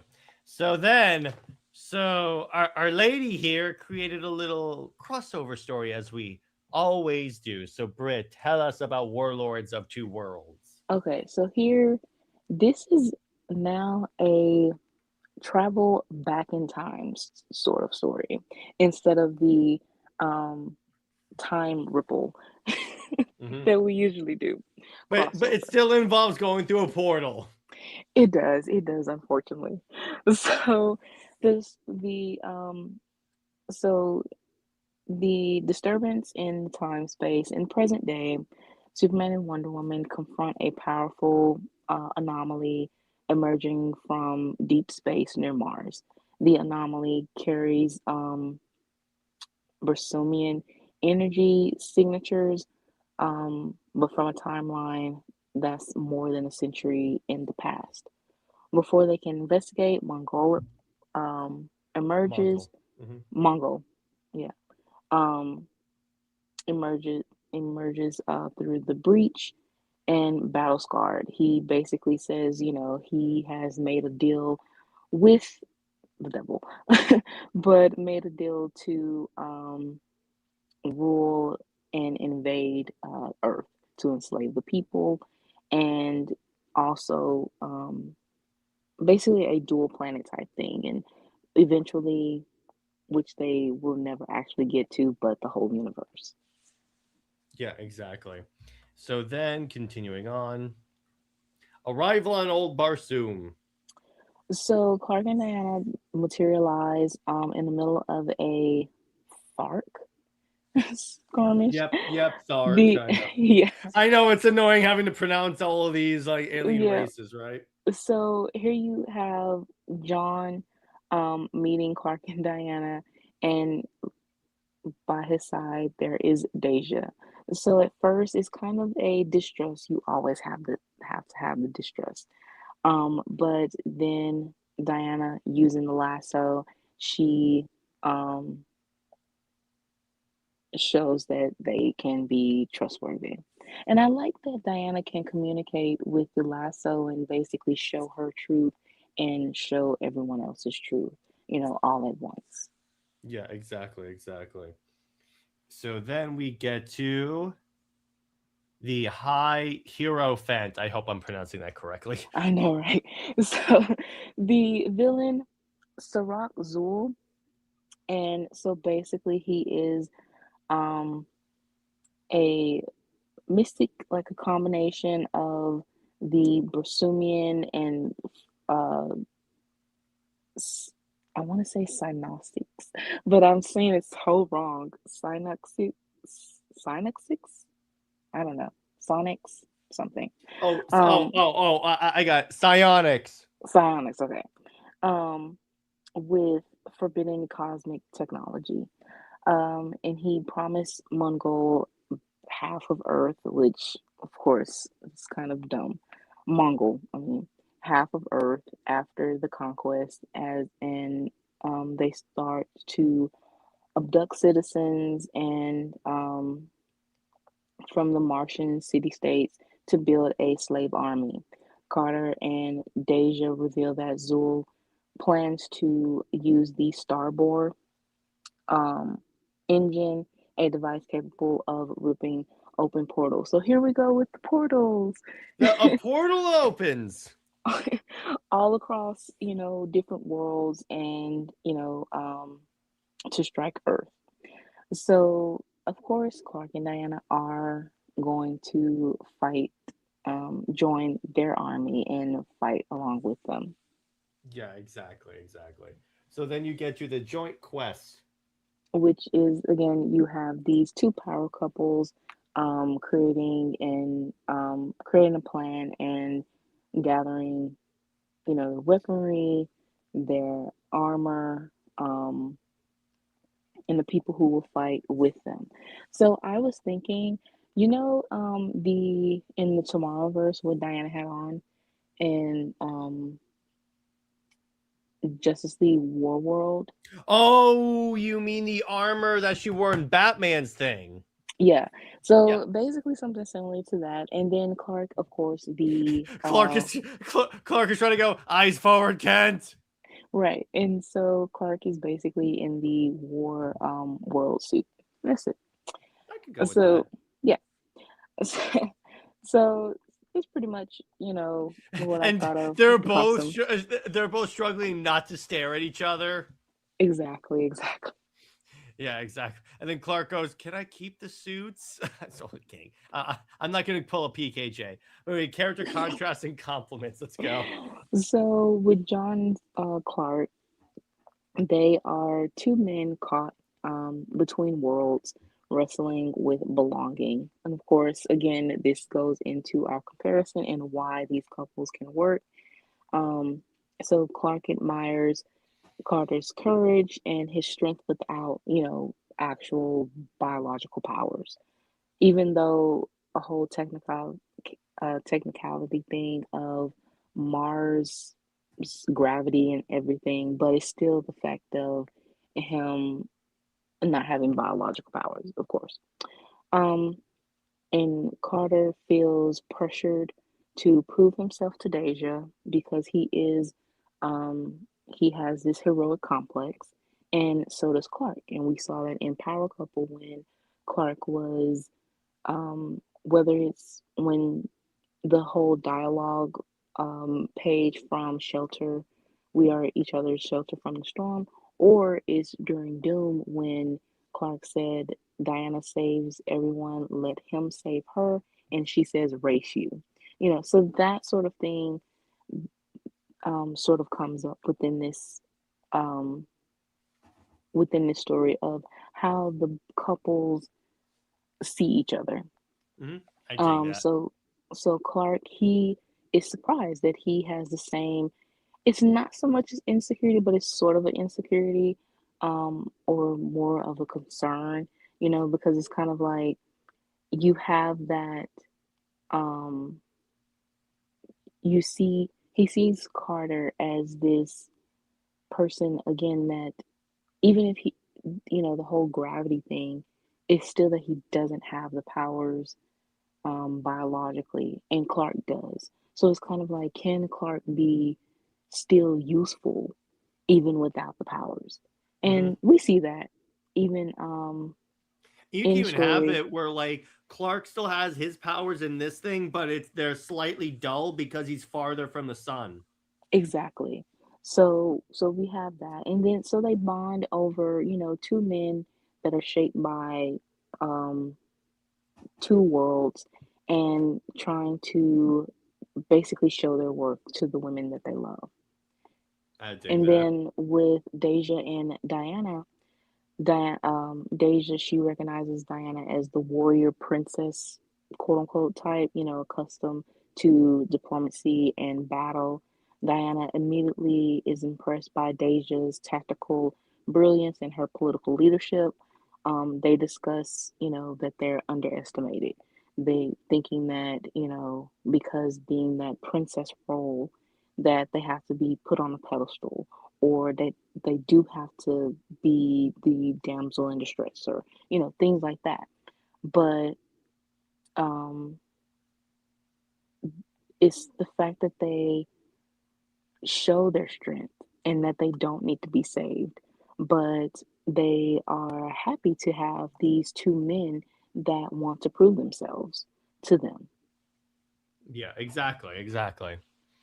And so then romantic interludes. Wait, do Superman and Wonder Woman bring Martian Manhunter along for the adventure? Well, well, here's the thing. You could make it where where like Deja's race, or like the race that inhabited Mars before Jean's people. Well, actually, that would be a long time ago because of Mars. How does this work, Britt? Well, I would say maybe a different continent on Mars. Maybe some type of ancestry. Okay, you can go with that. Yeah, you would definitely have to go with some type of ancestry. Yeah, exactly. Or you could do it where like this is during the period, if we want to bring in some DCAU, that Jean was like in stasis. Okay, something like that. Yeah. Mm-hmm. So the romantic interludes. So Clark and Diana are basically like in Justice League. What was that? 15, I think, where they are looking out, or even the DCAMU Throne of Atlantis, when they are looking out at Athens and they see how beautiful the landscape is. So this sort of scene is exactly that. It's like they're seeing how beautiful Mars is, and seeing how just how life beyond Earth is, and it's something that they've always wanted to do under different circumstances, of course.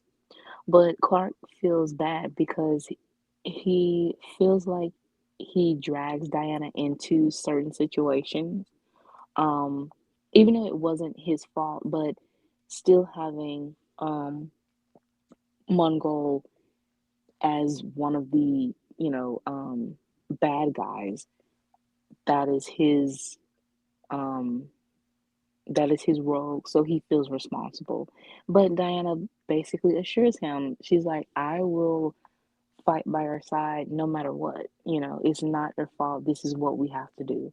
So she happily, go, saying that she will cross any galaxy with him. And they have this, very romantic moment. I think of kind of like a shadowy moment that was described in the Justice League Mortal script, when in the perspective of Flash, when it says that he sees two figures and it look romantic. It's sort of that, but it's actually romantic. Yeah, exactly. So then we get to the defense of the Starboard Citadel, the great battle. So here you have the confrontation of so you have a big battle of, you have these war machines, you have all of these people, the enslaved, but they realize that they don't want to hurt anyone. So Diana, of course, devised a plan where it's her the quote from Gale. Can't quote it, but the don't wound if you can subdue, that whole thing. So you have Dejah and Diana pretty much going for the people and trying to either talk to them, or if they have to subdue them. And then John and Clark are the ones that go after Mongol and Zul. Yeah, exactly. So then we get to the turning point, triumph over Zul. So Diana now shatters the Starborn engine, while Dejah activates the counter frequencies to collapse is the the whole energy portal opening portal openings. Yeah, And another portal. within this, you could think of, say, how Clark and Diana basically did the atomic, set off the nuclear bomb Hmm. in Superman and Wonder Woman 6. Hmm. Basically that. But Okay. it doesn't just go boom where, frying people. It's just, Hmm. it shuts down. I Um, like that. so together they liberate thousands of people.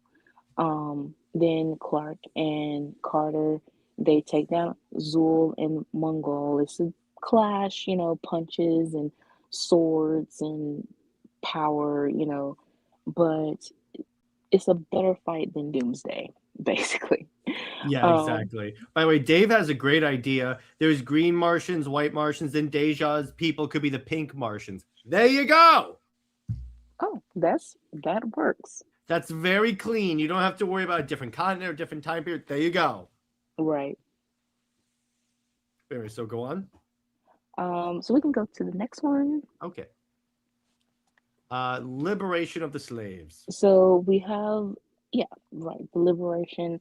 You have people are now very proud that they are free.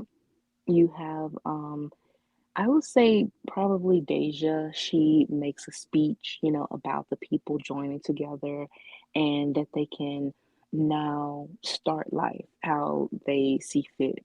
And Barsoom ends up having a celebration for 3 days. Yeah, exactly. Oh, I'm sure I know how Clark and Diana are going to be celebrating for 3 days. Hilarious. And then So, final romantic moments. so you have a feast. Diana and Deja, they talk about, being of royalty and showing themselves to be, yes, they are royalty, but they also are fighters. And they admire each other and admire that fight. And it is an inspiration for both of them to continue on. And you do have a moment where Diana does tell Deja about her mother and the Amazons, and Deja tells more of her backstory as well. With John and Clark, they are looking over um, the again the scenery and having a drink. They basically glaze Clark, Diana and Deja. They feel proud of themselves as who they are as heroes.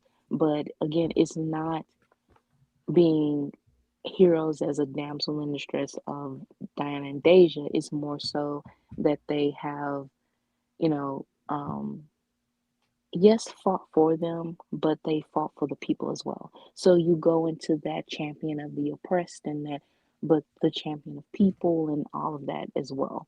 And And then Clark turns to John. Aren't our women hot? And then John goes, I know, right? frat boy moment. There Um, has to be at least one of those moments. so John and Deja have a dance, and Clark and Diana go flying off. Not too far, but they go fly to have some alone time. And so it's all, feel good moments, but very warrior-esque, the battle is done. Yeah. So then we get to the return to the present. So Clark and Diana are, that is perfect. That's exactly the ending in the chapter. So Clark and Diana are basically saying their goodbyes, and Deja and Diana, sisters, you know, even if they are from a different era, different time, they still feel the sisters. John and Clark have this frat boy moment of, being champions. Um, and so Clark and Diana come back to their time and they just look over Earth. And first they start off in space, to see Mars, their present day Mars, then going to Earth and going off yeah, you can use this as going to a cliff and seeing the sun and seeing just the beautiful um, scenery again. And it's all about, I would say that it's more like an environmental type thing too, Hmm. to enjoy your planet, and saving its people and just really um ingraining themselves into the naturalness of, life itself. Yeah, exactly. And by, I swear, Britt and I don't coordinate what pictures we use. Like she didn't tell me to use this picture. I was just like, all right, this is the best image for like, oh, a hopeful future. And then it's like, it's again, Britt, we are in sync. Exactly. Twinning. Yeah, Okay. exactly. Yeah. So great story. Well, as usual, it's always Thank your you. Thank you. stories are always good. So yeah, so let's talk about this. So let's talk about. Tell me about Green Lantern 7. Okay. So this one is more like I would say the aftermath results of the battle. So Mhm. it's kind of a little slow. Um, It's kind you of like a here's what happened when Hal got Kilowog killed. Yeah, it's like a not so much a flashback, but it's more so like a get you up to speed, but also another setup type thing, trying to balance that out. You do have a little bit more of Hal's role, and what he basically what the run is now heading on Mhm. towards. And then you have, of course, the strong art continues on. And you do have an advancement of the plot instead of dragging it on like Turtle Man would do. Oh yeah, And exactly. and it's more of like a transitional issue than just as I said, trying to give you a recap but also set things up. Yeah, exactly. Now, for context, what happened was in a previous run, the Guardians were deposed by the United Planets, which is essentially the UN, which is just as useful as the actual UN. But they start to turn the Green Lanterns into like their own personal like Gestapo essentially. And obviously, with the good Green Lanterns, this doesn't really sit well with them. And there's a lot of like stuff that's like set up for like um absolute power, which we'll talk about because there are a couple of issues that tie into absolute power. And spoiler alert, he has the best tie-ins for absolute power. But what I dig about this is it's like you start to see a little bit of how the different Lantern Corps like relate to each other because you have Hal and Sinestro obviously, and it's like they're trying to like negotiate peace with Sinestro but it's like then there's like an attack which leads to like some I'm trying to figure out what I can say without spoiling it. Let me put it this way. This is going we're starting to get where the main plot that like has been going on since even like the current Green Lantern stuff has been building towards, in other words. Yeah, um it's really good, to see how uh, it's very connected to different stories, but it also shows how and justifies why DC really did not, give a whole clean slate of the Lantern lore within New 52. Like, Oh yeah. It's like, well, it's because most of the Lantern stuff that had happened, you technically don't need to do like a lot with it. You could just like, what's the word? You could essentially just what's the word? Essentially like, I mean, except for like some parts of like Sinestro Core War and like some and like Blackest Night, because that a lot of Green Lantern stories take place in the in space. and are separated from Earth, you can technically like you didn't technically have to reboot it, but they could have at least addressed like those like Earth events a little better. Yeah, I mean, it, it's not going to be perfect of Hmm. an execution, but it's just there. Yeah, and then seeing all the lanterns together, um, it, it, it again, it just shows how Legends is far more put together.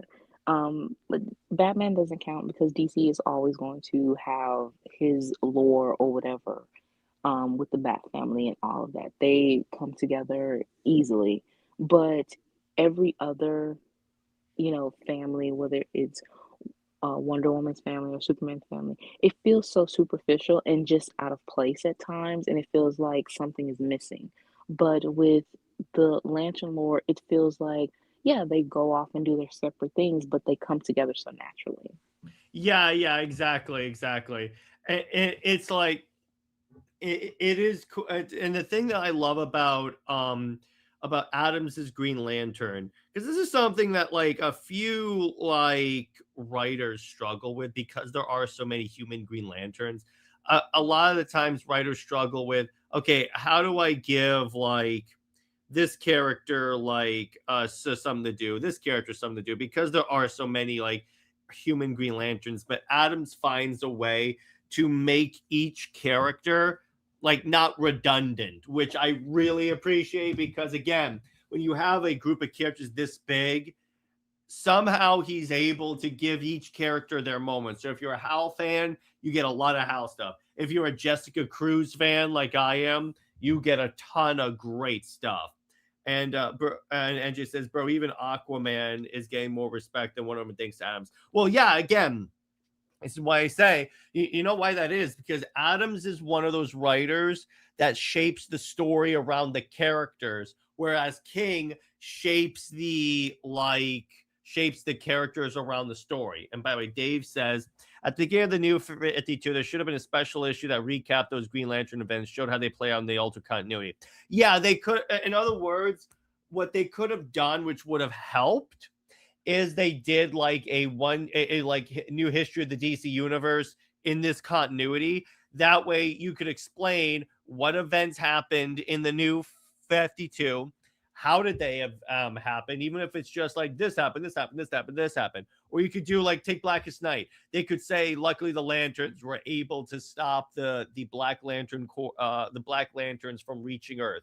That way you avoid all of the Earth tie-ins and just stick it to a space event. Because again, if it's just a space event, then yeah, you could conceivably say those events still happened. Right, but DC isn't smart. But We all know they didn't plan the new 52 out that well. right.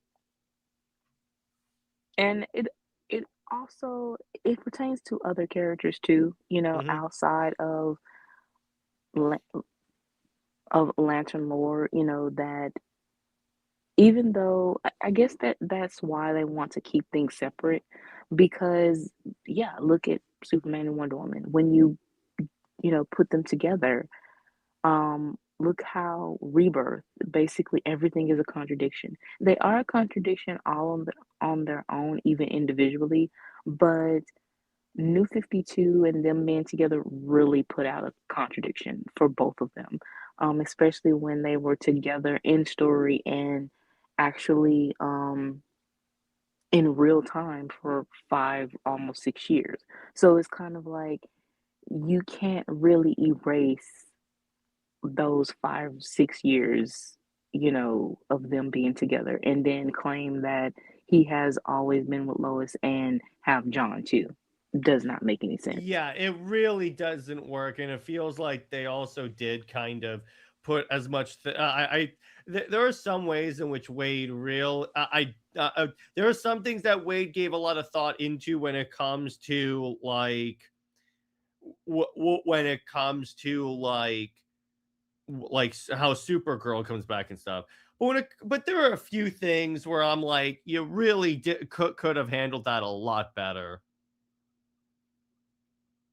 honestly, I think that's why the last two were delayed because they were trying to figure out a way to write, the end of post crisis and into Flashpoint and New 52 to current time, and they couldn't do it. So yeah, I think the last two issues they really just gave up.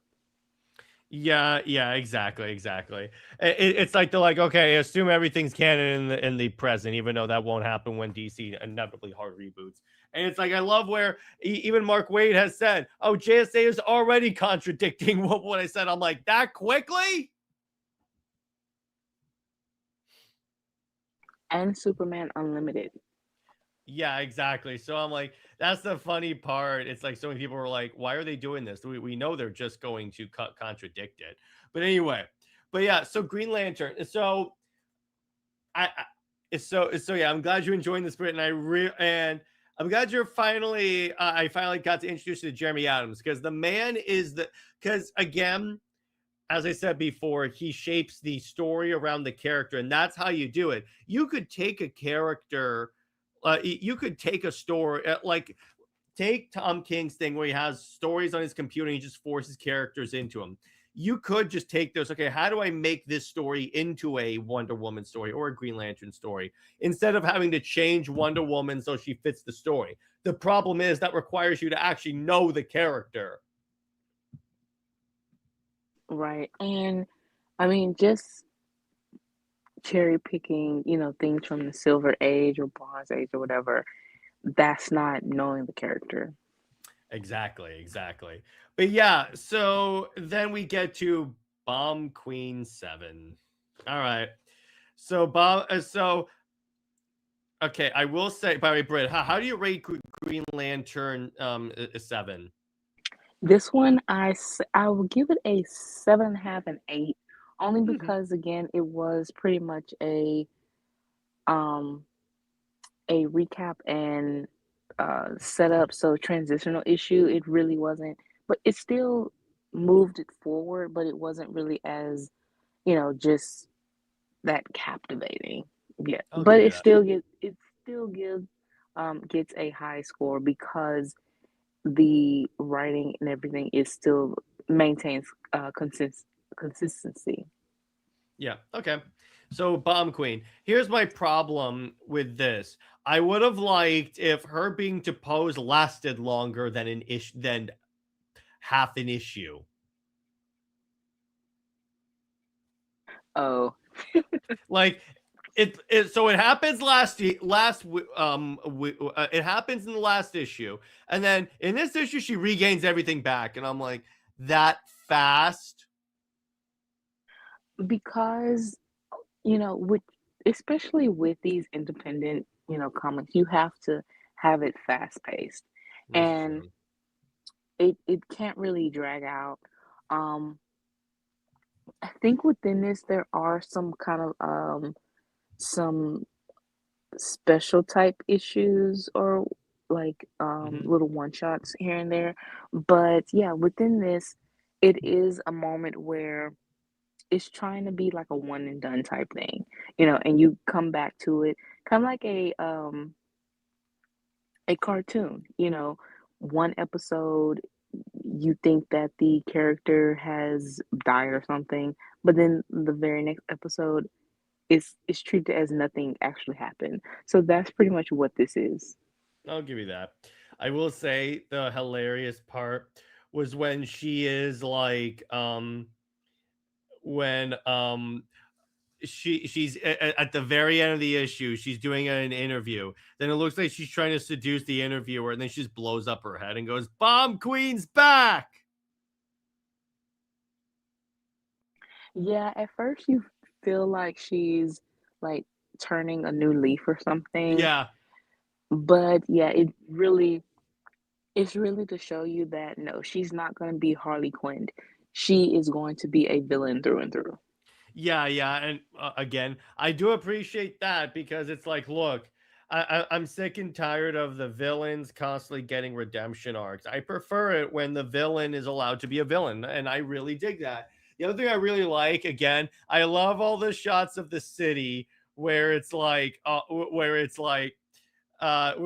it's like you have like a news article and behind them KKK guys are hanging someone off a tree. I'm like, oh my It's god. it's definitely the details in the background is going to show you some very disturbing things. Um, but it's the fact that it shows you that the city itself is very much a villainous city.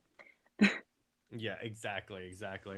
And so yeah, so of this, I would probably give this probably I'll give it an 8 out of 10 because yeah, it's like it could be I'm just not used to like having like these things get resolved practically instantly. So it's like okay, I understand it, but it's like it I felt like the whole thing happened too fast. That's and then conveniently the mobster that like is like supporting her shows up where she is, like knows where she is, and then says, "Okay, let's go take back your place." Okay, fine, and then everything's back to normal. Right. It is a that sort of thing that is a one and done, but again, it keeps you engaged and honestly what you wanted to maybe keep continue on. I think that's the point is to you want more of whatever's going on with Mom Queen. Yeah, exactly. So let's do so before we log off, let's do a little quick question and answer session with the audience because we went through our slides. Pretty good week. So let's see. Dave asked, "What did you guys think of the Lanterns preview?" And I'll expand this to Supergirl. I think Tom King is setting up Hal to be like a villain, like Training Day with Green Lanterns. Hal will probably be the Sinestro to Jon Stewart. Unfortunately, I didn't get that. I think he's like trying to be like that tough, like drill sergeant essentially. That's like because the best part of that trailer is when Hal goes, you don't get to jump to the front of the class until the ring actually says you're ready. Which I'm like, okay, I appreciate that. Bear in mind also, it's King is not the showrunner, so it's technically not like his thing. He may have written a few episodes, but I don't think he's like the main creative force. But Britt, I want to ask you, what did you think of the Supergirl trailer? I'm These- finding it. I'm trying to be nice. So the best part was Crypto peeing on the newspaper. Yeah, but everything else, it was very bleak. And her having headphones was definitely a Star-Lord type thing. So it feels very Gunn. It feels very James Gunn. Um, it is very different from Superman, of course, but it still feels like Guardians, you know, Gun type thing. And if you want that different feel, it has to move away from Gun, you know? Yeah, exactly. I definitely yeah, the fact that she has a trench coat and a Walkman and is listening to music, I'm like, oh my god, you're literally doing Guardians. So it's a Star-Lord movie is what you're telling me. Right. Just And gender the bent. other thing that someone brought up to me, I think that it's like my mutual friend, the Wonder Woman fan on Pomegranate. They brought up that okay, the problem with from what we're seeing of the Supergirl thing, because one of the good aspects of the Supergirl book is that it has like that blend of like sci-fi, but also like high fantasy with like swords and pirate ships and stuff. But they took that out, and she like has that fight on the generic on the generic starship, and I go, you took away some of the visual charm.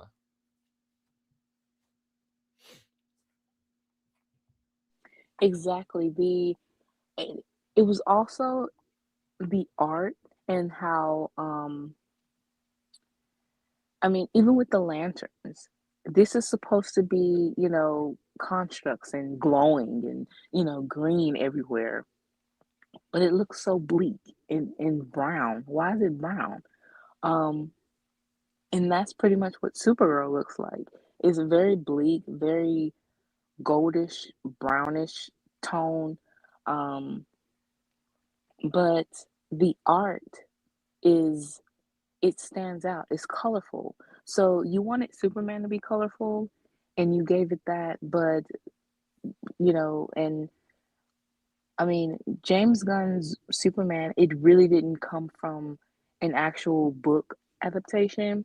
The tone came from All Star Superman and all uh 4 seasons or whatever, but the story itself didn't. It was basically an original story. So you didn't need that brightness for Superman like that, unless you're trying to be petty and um have the whole Superman needs to be bright in contrast of DCEU. But this is supposed to be um, a straight comic book adaptation, and he is promoting it that way. But first of all, the designs are off, and then the color grading is way off. So why are you promoting this as um, a one-to-one adaptation when you are changing things that made the story what it is? The story is not good, itself written by Tom King, but the art is what sold it, Yeah, and you don't even have exactly. And when you take away the big artistic part, you lose the charm of it. It's like you just lose that. And I'm like, it. nah. Even the design of Ruth, she doesn't have her headpiece Yeah. on. She just looks like a generic little girl. Um, Kara, she's very, I mean, having the generic party girl type thing, I guess. The Crypto looks even more CGI digitalized. Um, and I mean, Jason Momoa, he has always wanted to portray Lobo. I'm pretty sure he's going to be Jason Momoa. Jason Momoa as Jason Momoa. So that's that. So he's And gonna be then, Lobo because let's face it, Momoa is Lobo.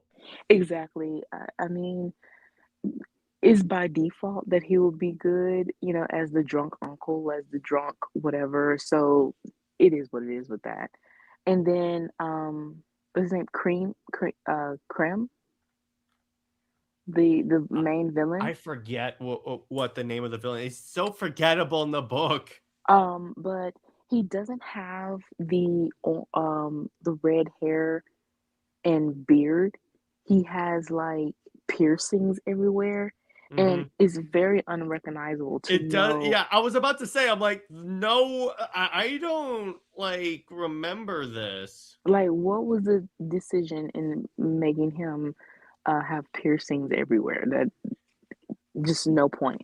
And I guess what they I don't know if Gunn said this or it was just a fan theory, someone saying, but they wanted to make him more menacing. But I mean, we've seen plenty of Here's the thing: movies. if you have Mhm. to change this much about the book to make it appealing, why adapt the book? I mean, but it's not appealing in the first place because it That's looks true. dull. And Okay, the yeah. fact that the views are just now hitting 10.5 million on YouTube. I mean, a music video or a cat video can make that much in a day or even 2 hours, especially on TikTok. So it's not really anything to, um, be rah rah over. But I don't think that this movie is going to, it might be a sleeper success, but with the way people are about movie theaters and everything, I don't think that this movie is going to be that much of a success. I think it's going to do way less than Superman. And it's kind of going to show how, you know, how ambitious Gunn was, but you're not doing Guardians that you can do these satellite characters and but you have the backing of the A-listers. You needed to build your A-listers first before moving on to satellite C through Z, list characters to give them solos. Why did you take the time? Yeah, it was because um, Supergirl was a one-to-one or, so adaptation of the book. But at the same time, if it was that easy, you should have still taken more time to get your Trinity together, because Hmm. that is what people really care for and to establish, and then you go on to Supergirl. You Having a Superman movie than a Supergirl movie, it is very much a favoritism of a franchise that, so far the projects for DCU are very forgettable, and it's not really building the brand. Yeah, Because, I mean, if it was, DC still wouldn't be struggling. you notice how no one talks about Superman or Creature Commandos or Peacemaker season 2 beyond how shitty it was. Exactly. You don't have that longevity impact. Even with Superman, it was basically, again, out of spite. It was saying, well, this is better than DCEU, or, um, trying to make something of it. But within a month or two, first of all, fans became very parasocial, where, they kind of blended um, the Superman role with the reality and real life of David Cornsweet. So that became a very awkward thing and kind of made people stop talking about it. And then after a while, you don't have anything to say about the movie itself, because it is forgettable. It isn't anything that's truly impactful. Um, so you need those bigger moments and something to really get people going. Yeah, they say it's a success to say it like it's 100 million of pure profit, but it still did less than, and it did better than the last several movies of the DCEU. Yeah, we That's know not that. a high bar, though. It's not, but you still have, you know, the first Wonder Woman movie that still did 200 million more than that. You still have even um Man of Steel still did more, you know. Yeah, that movie was 12 or so years ago and different circumstances and everything like that, but it still made more though, you know, regardless. So the bar is not that high. Um and yeah, they wanted that. It's kind of like how you have the fans, saying what they want on Twitter. Um, what was that? Batgirls. They were saying they want a Batgirl solo book. They want a Batgirl book, you know. And when you get that book, why is that book selling, or ranking lower than the top 50? Well, again, it's like Sam said this on my show where he was like, look, how many times do the fans ask for stuff, but they don't support it? Exactly. So you can't complain and um throw DCEU under the bus, but yet you don't support DCU projects. So yeah, I really don't know how um, how Supergirl would do. It didn't really trend as much, and it really just did the same amount as what any other independent film would do. And I really feel like that um, people would think that this Supergirl is kind of like a satellite to Superman, and is it's not really important. I don't know, but the so far it feels like majority is that the trailer was underwhelming. Yeah. Oh, yeah, exactly. And by the way, so Dave says Supergirl looks so played out, like a parody that's leaning into what most people dislike about recent superhero films. It's gonna flop. I doubt Momoa will even bring in the thirsty wine-ons, because it's not like he's gonna take off his shirt and stuff. So far, Gunn's DCU is just content, nothing memorable at all. The only people flying the flag of these shows are some of the worst, most toxic fans, to be honest. Yeah, and the shills that have to keep it promoted, because it's like because they want to keep their access. Beyond that, no.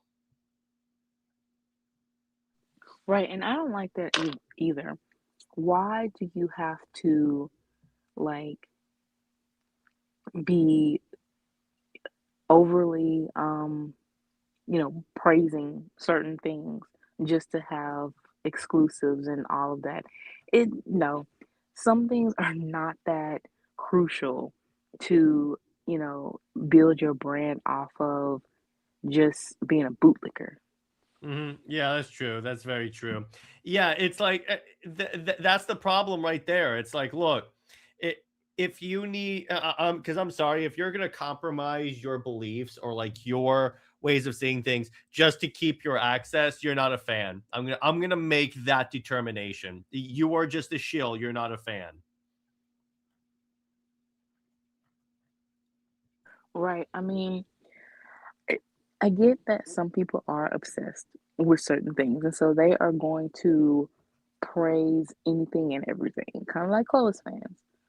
But to a point where, as I just said, it's just content that, you know, again, doesn't make that long-term impact. And that's what DC needs, is a long-term positive impact for the brand to, you know, still maintain some type of relevancy, you know. But so far, the general audience, I mean, again, Superman did give a little bit of goodwill, but it didn't last because it was so forgettable. And then you notice that when people talk about Superman, they're talking about, was it really that good? That is Right. very The concerning. the turnaround of the Superman, and It was especially when faster than I thought it was going to be, Britt. exactly, you would think, well, it did the same thing as kind of like Rebirth, you know. Yeah, People so were true. people were praising Rebirth as in, oh my God, it did away with the evil of New 52. So, I'm like, but and it then flopped. What does that tell you? yeah, but then within the first 6 months, it basically dropped.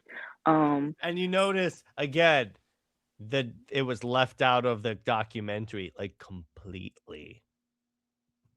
exactly. And then the fact that they tried to put Superman in even like awards, Hmm. like the I Critic know, Choice isn't that Award. cringe? Yeah, I'm like, I no, think they even tried to nominate her at the Academy Awards for Best Picture. absolutely not. Like, what? Even and another thing is that I guess the PR is just terrible. But the fact that David also said that, to Jonathan from Wicked, how he maintained his masculinity, by letting a woman carry him or lift him up and stuff like that. And it's kind of like, as Superman, of course, as we said, Superman is going to have the complexity of the savior. He's going to have the complexity of a Captain Save-A-Thought. He is. That's just what it is. Mhm. But at the same time, you don't say it.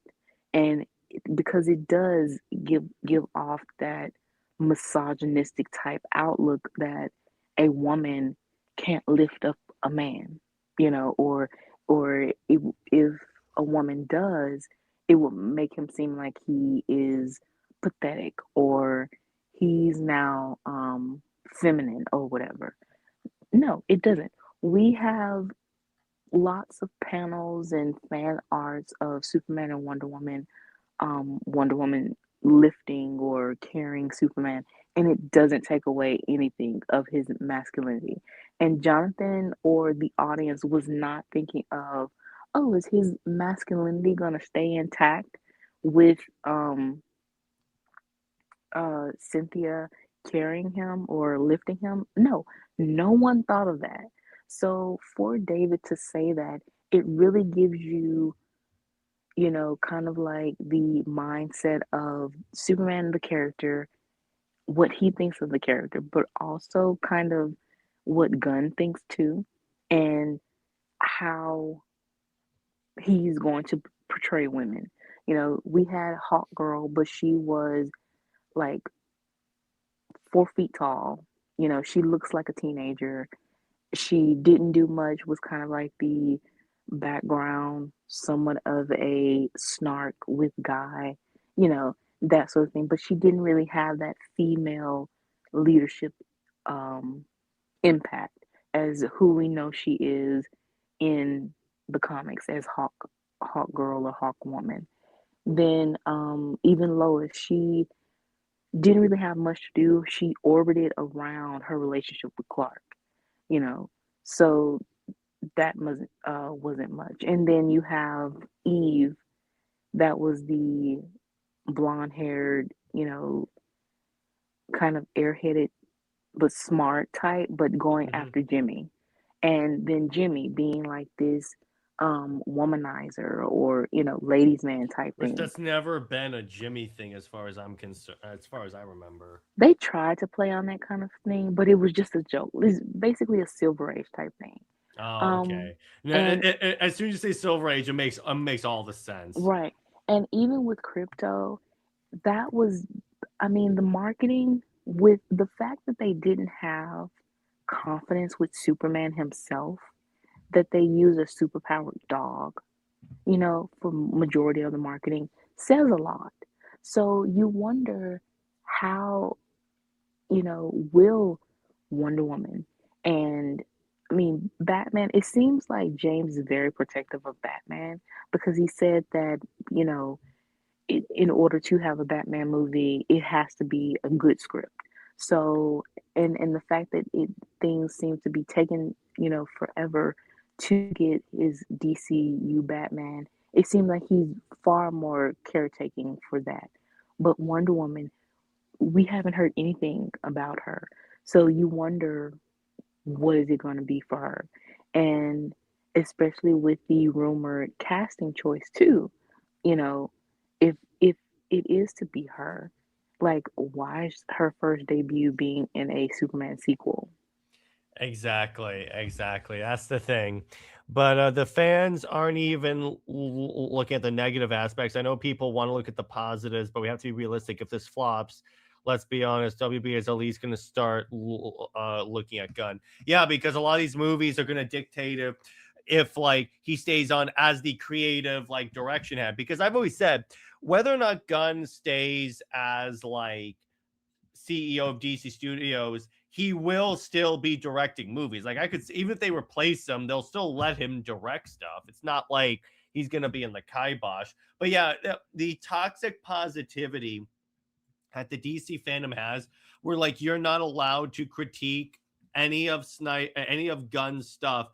Otherwise, you are you're just a Snyder fan. And it's like Britt, when I critiqued like Rebirth, it was the same thing. It's like, oh, you're just a new 52 fanboy. And I go, okay, but does that make my points any less true? Because I know people that were not new 52 fans that also think Rebirth was trash.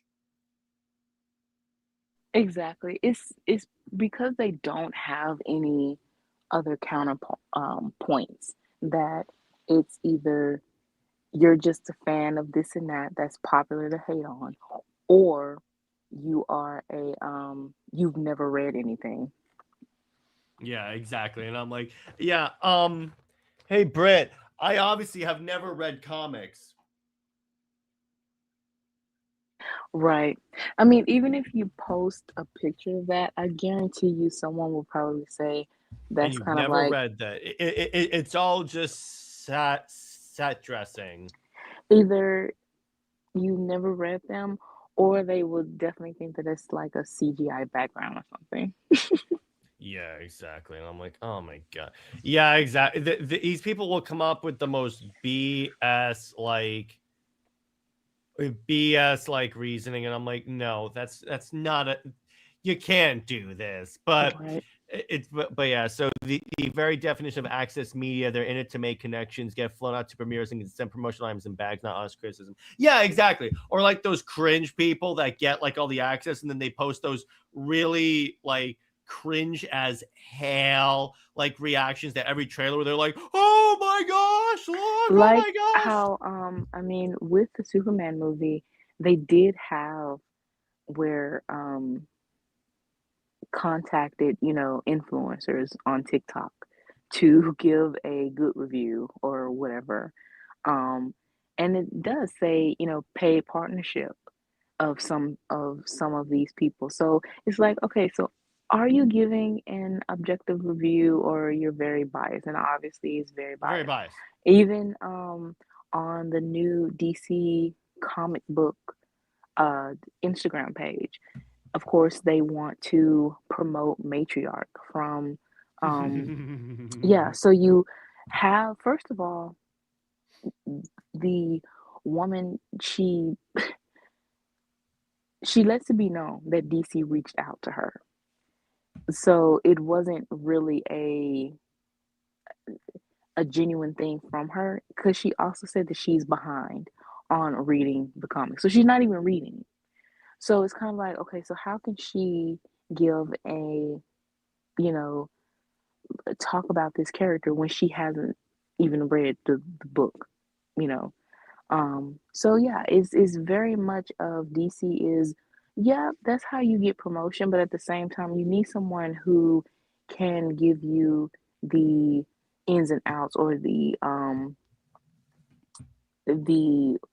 flaws of it as well. Yeah, exactly. And the fact that Superman didn't save the nation at the end, call it nitpicking, that's my biggest gripe. Yeah, the whole thing is about Superman saving the world, but then it's like, no, he just outsourced it to the metahumans. But eh, He's mhm. it was more so of trying to show how Superman is he's human and he's American. It wasn't some and um it was very much a Middle East plot. The only reason why it was changed for political reasons, obviously, but it, it's to show that yeah, Superman is at the end of it all, an American and a human. He is flawed, but that long drawn out speech of him, still being this good guy who has powers. And I mean, I do have merit of saying that he gets his powers from milk because he was eating a bowl of cereal, like, in the movie. So yeah, the fact that he gun demonized Krypton and the elves, but he has this, pep talk from Pa while eating cereal. Yeah, that's definitely mutated milk. It's definitely a Homelander milk. Yes, I'm going to keep that image in your head. I will keep that image in your head. And Dave wants to know who was the rumored casting for Wonder Woman. No one yet. It was just they're looking for someone in her mid 20s, early 30s. Um and she's tall. That's it.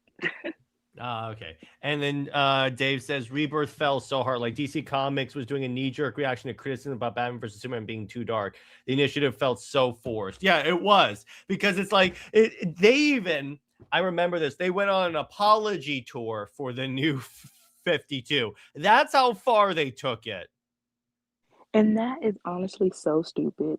Like, it would be different if New 52 really was terrible, like If it within the actually first, flopped like it if it, didn't. yeah. But the fact that you had to do that just to promote your nostalgic, one hit wonder type thing, and it ended up biting you in your ass. Um, like 6 months later, you a business wouldn't do that. They would never ever do that. So it was very much Jeff Johns and Jurgens, Rucka, thinking like fans than writers, professional Mhm. writers. Yeah, exactly. Oh God, yes. And you could tell it was like, okay, let's grab all the people that made the reboot necessary and give them whatever they want. Mhm. That's exactly what it did. It's and then I love how Didio was like, oh, we just went back to what made DC want to reboot in the first place. I'm like, and whose fault is that? Right. How that will work out for you? It's that one meme. It's a bold strategy, Cotton. Let's see if it works out for them. Spoiler alert: it did not work out for them. Yeah. I mean, now you have a even more so screwed up continuity where, writers just pick and choose, but nothing makes sense. Yeah, exactly. It's and when you try and merge these together, it's kind of funny how when they tried to like merge like post crisis and the new 52 animated universe, it happened just like the comics. The whole thing fell to goddamn apart. Who could have predicted this, Britt? It's almost like two people that have a podcast together happen to have predicted this to a T. I wonder. There were no rebirthy events that were good or impactful as stuff like Dark Side War and Forever Evil. DC was actually trying with the New 52 with Rebirth. They're just playing for the cheap seats. Exactly, that's my point. It's like there's barely any stories that, and their one event was Superman Reborn, where all it was known for is rebooting and getting rid of the New 52. That's it. There's no. I'm trying to think what was. I mean, there was Justice League versus Suicide Squad, but then again, that one was easily forgotten. Yeah, there really wasn't any big rebirth events, and Dark Knight's Metal doesn't count because that was when Rebirth ended. Yeah, but I mean, that was pretty much the point of Snyder kind of turning DC into smash action figures together, though. That's what And it is. you know, and being this dark, Essentially, here's Scott Snyder trying to come up with story ideas. well, he did go to the school of Michael Bay and Frank Miller, so More like Michael Bay and Rob Liefeld. that he just thinks of bombastic, edginess and horror. That's his thing, is wanting things to be horrified. The fact that KO is supposed to be kind of like very bootleg kitty Mortal Kombat, it's kind of like, okay, but some people will like this, but without the substance of and the purpose of this, truly clarified, it just feels like you want the characters to fight each other, and that was the reason why we never liked Injustice. But to again go back to Wonder Woman, you said that she wasn't going to be a chump, but we see the tie-in that she is, and for Lobo of all, characters. Um, and then it just seemed like no point. Like they really are spinning their wheels. You don't have any type of true foundation, and the only thing that's keeping them up is absolute Batman. Oh, again, I say this all the time. They better hope that absolute universe bubble doesn't pop anytime soon. It will, but it's like they better hope that because the minute they lose that, what do they have left? Really nothing. Yeah, Nothing. this is why what you do is you actually take the time to develop, to care for your main universe and just ignore it, because inevitably any of these whenever they do any of these other universes, you always have to, you cannot neglect your main universe, because inevitably that new one is gonna outlive its usefulness. And then guess what's gonna happen? If your universe, if your main universe is flopping and your new shiny universe starts to decline, what do you have left? You have, and that's the thing that we've been saying. You know, while some fans are like, you could have had New 52 separated like you had Absolute and then kept the main continuity of Post Crisis. No, you couldn't have. Because look at the imbalance of now with the Absolute and the main continuity.